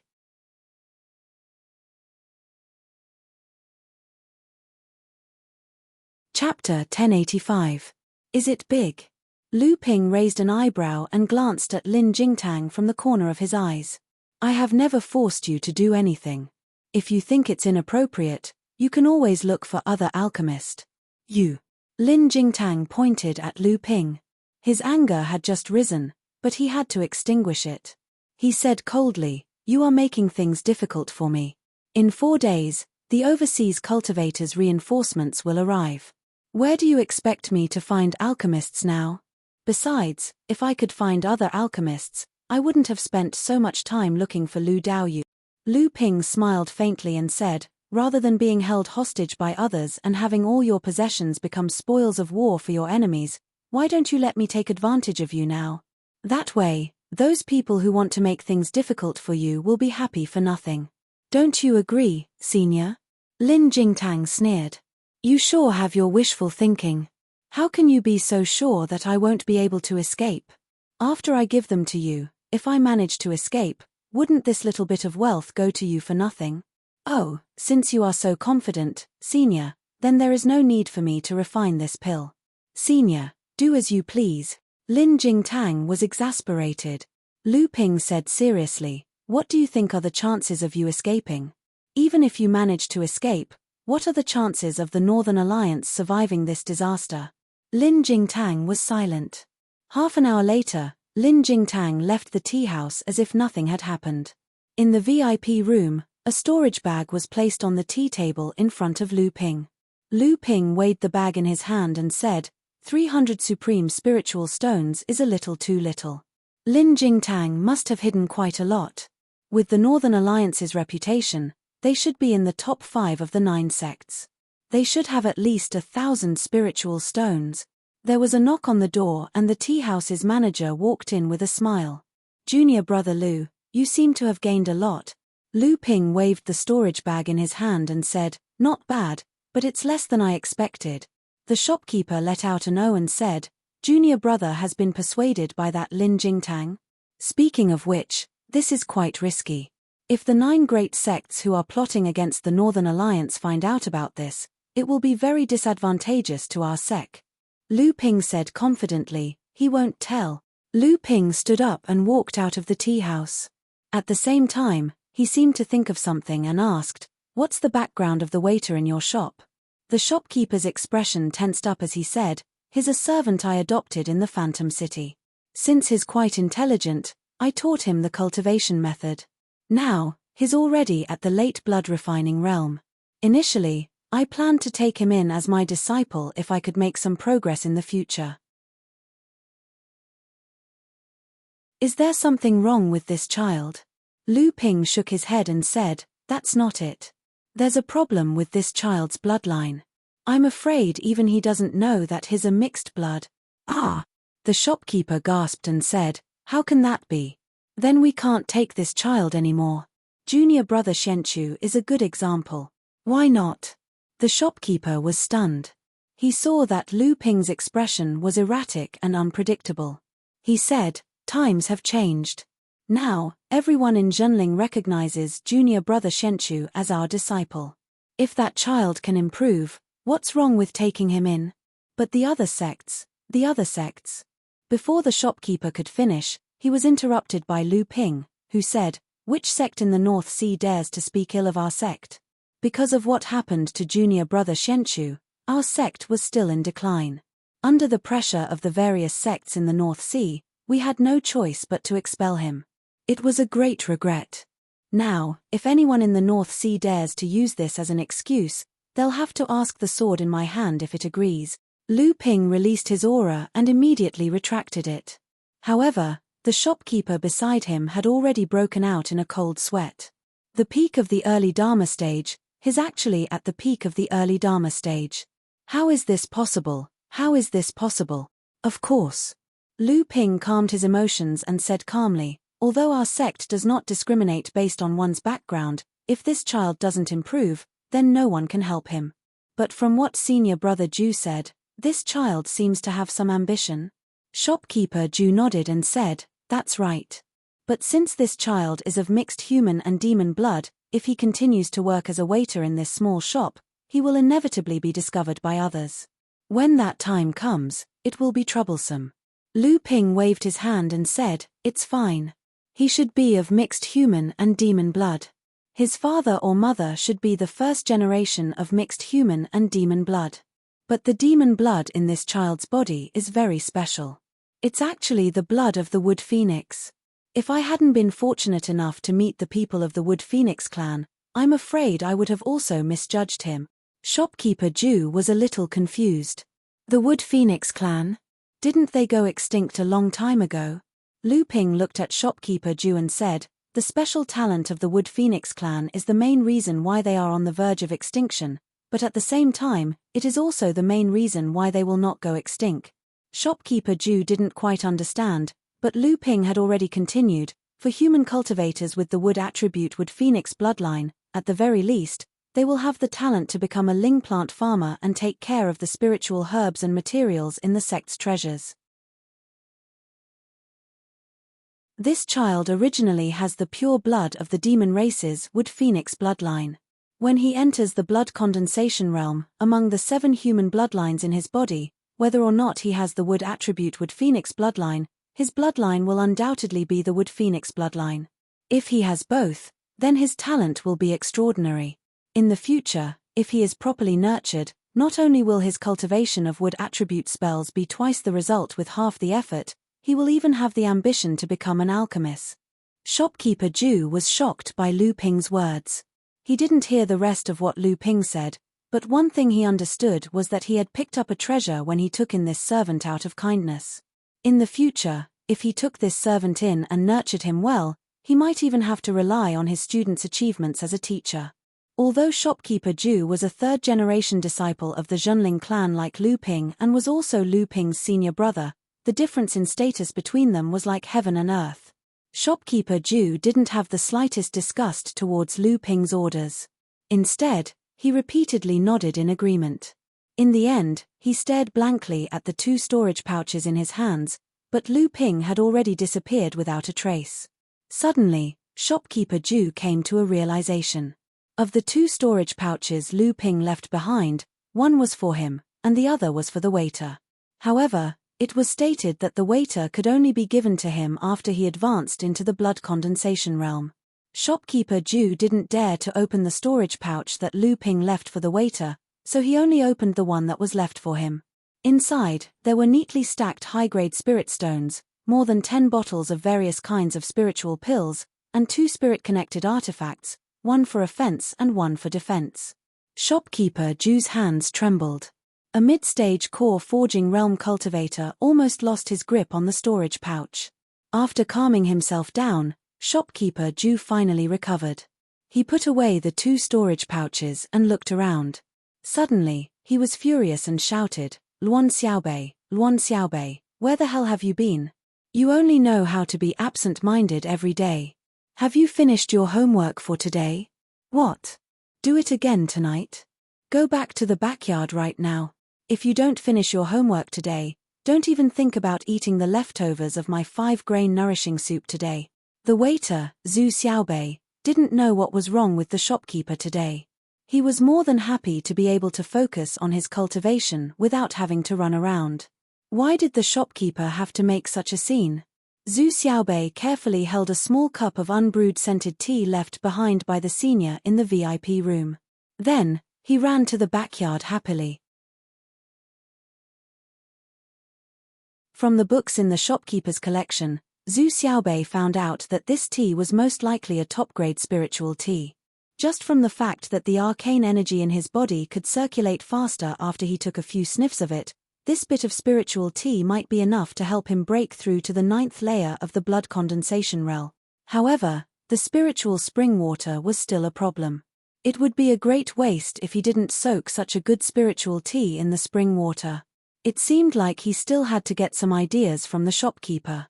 7 days passed in the blink of an eye. Most of the cultivators of the human and demon races gathered in Phantom City, ready to join forces with the cultivators from the various overseas sects in this final battle. Under Lu Ping's repeated persuasion, Qiankang Laozu finally agreed not to participate in this battle, and Lu Ping also promised that he would join forces with the Green Sea Snakes this time and not act alone. Although the Green Sea Snakes had lost 3 Dharma adepts in the battle, and the rest were injured, after 7 days of recuperation, those who were not seriously injured had recovered their combat power. This time, Chu Tianyu and Laozu would also participate in the battle, so the number of Grand Adepts in the Green Sea Snakes had reached 3. If Lu Ping moved together with them, he should be able to ensure his own safety. Above the Phantom City, hundreds of Dharma Adepts stood in the air above the city walls. Below them, there was a dense crowd of core forging adepts. In the middle of these hundreds of Dharma Adepts, there was an old man in his 60s who was surrounded by more than 10 Grand Adepts. Lu Ping recognized this man as the pure young Laozu who had forced the heavenly demons to retreat at the critical moment. Chu Haitian had already introduced him to this pure young adept as the Crystal Palace's Yuan Yang Laozu, who had been guarding the Phantom Palace's protective matrix. Other than the humans' Crystal Palace, the 9 great sects, and the 3 major demon tribes, no other forces, big or small, knew of his existence. It was precisely because of this pure young Laozu that the protective matrix of the Phantom 5 Islands could remain unbroken under the bombardment of Mara's army. Even when there was a crisis on Chengling Island, he could single-handedly control the matrix to resist the corrosion of the entire poisonous Azura tribe on the island's protective matrix, preventing the gap from expanding. Lu Ping's eyes flashed with green light, and his vision broke through the light fog outside the city to look at the sea a few miles away. He asked Chu Haitian in a low voice, "Brother Chu, how do you think the overseas practitioners' reinforcements will attack Mara's army outside the island?" Chu Haitian laughed softly and said, "They will use the thing that your sect desires the most as a means of attack."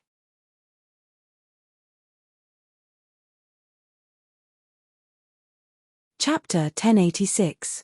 Lu Ping was slightly taken aback. He seemed to have vaguely guessed what method Chu Haitian was talking about. The sun had just risen, and the warm light made the light fog on the surface of the sea look like a dream. However, before the crowd could immerse themselves in the wonder of the sunrise, the sudden sound of war drums broke the silence of the morning and seemed to have awakened the dreamy light fog. The mottled colors of the war drums became more and more distinct, and finally, when the light fog that filled the sky dissipated under the rising sun, all the cultivators who had rushed to the top of Fantasy Spirit City suddenly let out a shout that even drowned out the sound of the drums in the sky. 6 huge black shadows broke through the barrier where the water and the sky met. Amidst the dull but vigorous sound of the war drums, they gradually revealed their majesty in the eyes of the cultivators of Fantasy Spirit City. Treasured ships. They were treasured ships. 6 huge treasured ships, with Fantasy Spirit City as their target, formed a huge fan-shaped attack formation from 6 different directions, creating huge waves on the surface of the sea. They were like the 6 ribs of this huge fan, and with a momentum that could topple mountains and overturn seas, they crushed towards Mara's army a few miles away from Fantasy Spirit City. Thump thump thump. Thump thump thump. Thump thump thump. 3 consecutive sounds of drums could be heard, and the 6 treasured ships shone brightly. Lu Ping's 3 pure true eyes were activated to the extreme, and he could clearly see that the various colored runes on the bodies of the treasured ships were being activated. Various colored protective barriers rose along the bodies of the ships, protecting the 6 treasured ships under the protective barrier of the formation. Mara's army finally began to move.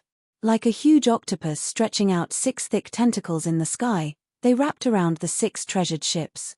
All the cultivators above Fantasy Spirit City looked at the old man who stood at the highest point of the city with his hands clasped behind his back. He was the strongest pure yang cultivator on the 5 islands, Yuan Yang Laozu.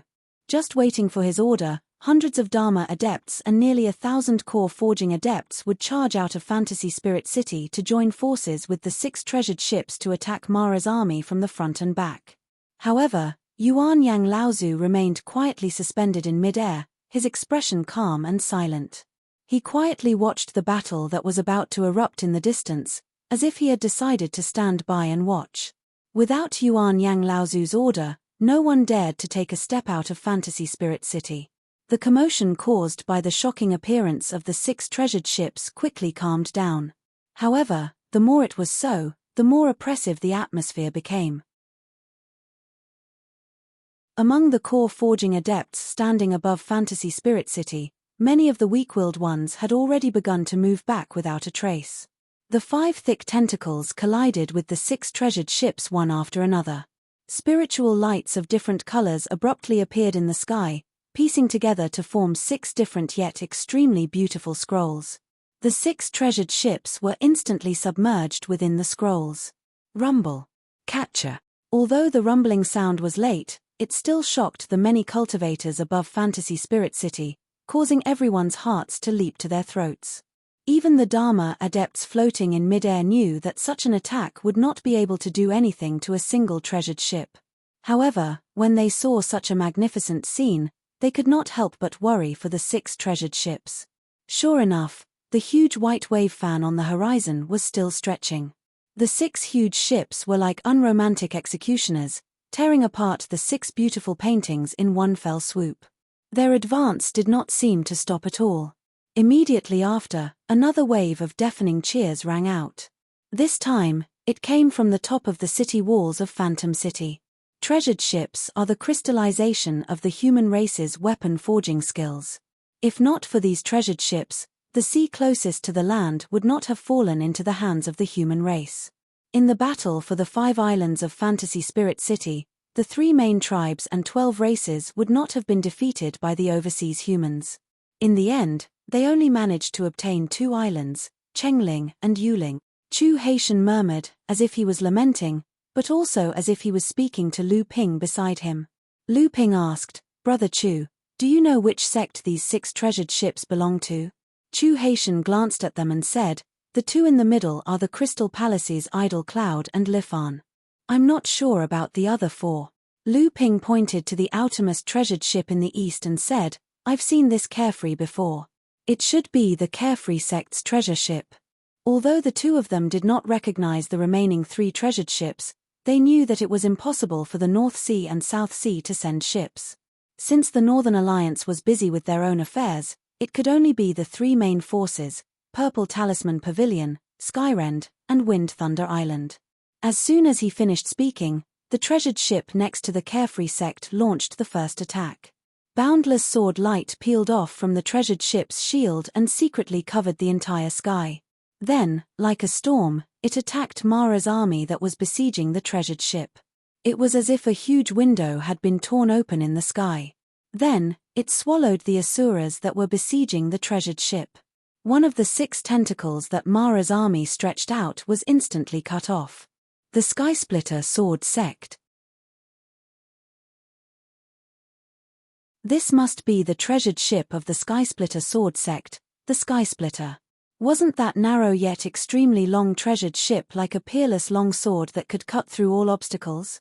As the Heaven Splitter took the lead to attack, the other 5 treasured ships also launched attacks one after another. The 6 tentacles that Mara's army stretched out to test the waters were all cut off. At the same time, Lu Ping and the others also recognized that the treasured ship furthest to the west was Purple Talisman Pavilion's Fury, and the treasure ship next to it was Wind Thunder Island's Thunderclap. The attack of the 6 Dabao ships had almost completely annihilated the probing Mara's army. This immediately infuriated the entire Mara clan, and at the same time, they also learned the strength of the 6 huge ships in front of them.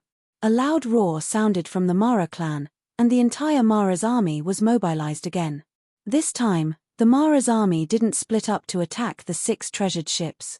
Instead, they turned southeast and headed toward the Carefree Sect's treasured ship, which was the outermost and also the weakest. They actually had the idea of attacking them one by one. The movement of Mara's army naturally attracted the attention of the other 5 treasured ships. The Heaven Splitter, which was the closest to the Carefree Sect's treasured ship, was the first to approach it. The other 4 treasured ships drew huge arcs on the surface of the sea and began to outflank it. Although the treasured ships were moving quite quickly, they were still not as agile as Mara's army. Other than the Heaven Splitter, which managed to reach the Carefree Sect's treasured ship in time, the other 4 Dabao ships still needed some time to catch up.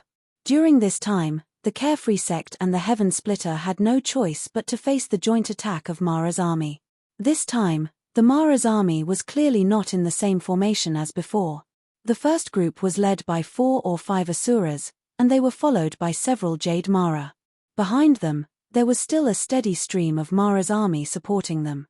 Everyone in Phantom City once again looked at Yuan Yang Laozu, and this time, many Dharma adepts seemed to be asking why they weren't attacking at this time. Seeing that Mara's army was obviously going to attack them one by one, some of the black-bellied and anxious adepts were even secretly speculating about Yuan Yang Laozu's intentions. Just as the Carefree Sect was about to face the predicament of being besieged, dozens of streaks of light suddenly surged from the Carefree Sect. The 7 or 8 adepts in the lead were all great adepts of the late Dharma stage. The 2 sides collided in mid-air, and for a moment, the adepts on the Carefree Sect actually gained the upper hand, resisting the attack of Mara's army. However, Mara's army continued to send reinforcements, and the adepts on the Carefree Sect were mobilized in large numbers. Although they had gained the upper hand for a short period of time, as time went on, they would inevitably fall into a disadvantage and be besieged. At this time, from the nearby Heaven Splitter, dozens of streaks of light also surged, with 5 or 6 great adepts in the lead, heading towards the Carefree Sect to reinforce the Carefree Sect.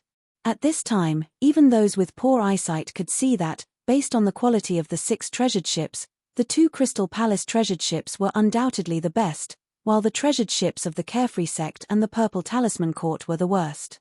However, it was precisely because of this that the number of Dharma adepts stationed on the Carefree Sect and the Heaven Splitter was the highest.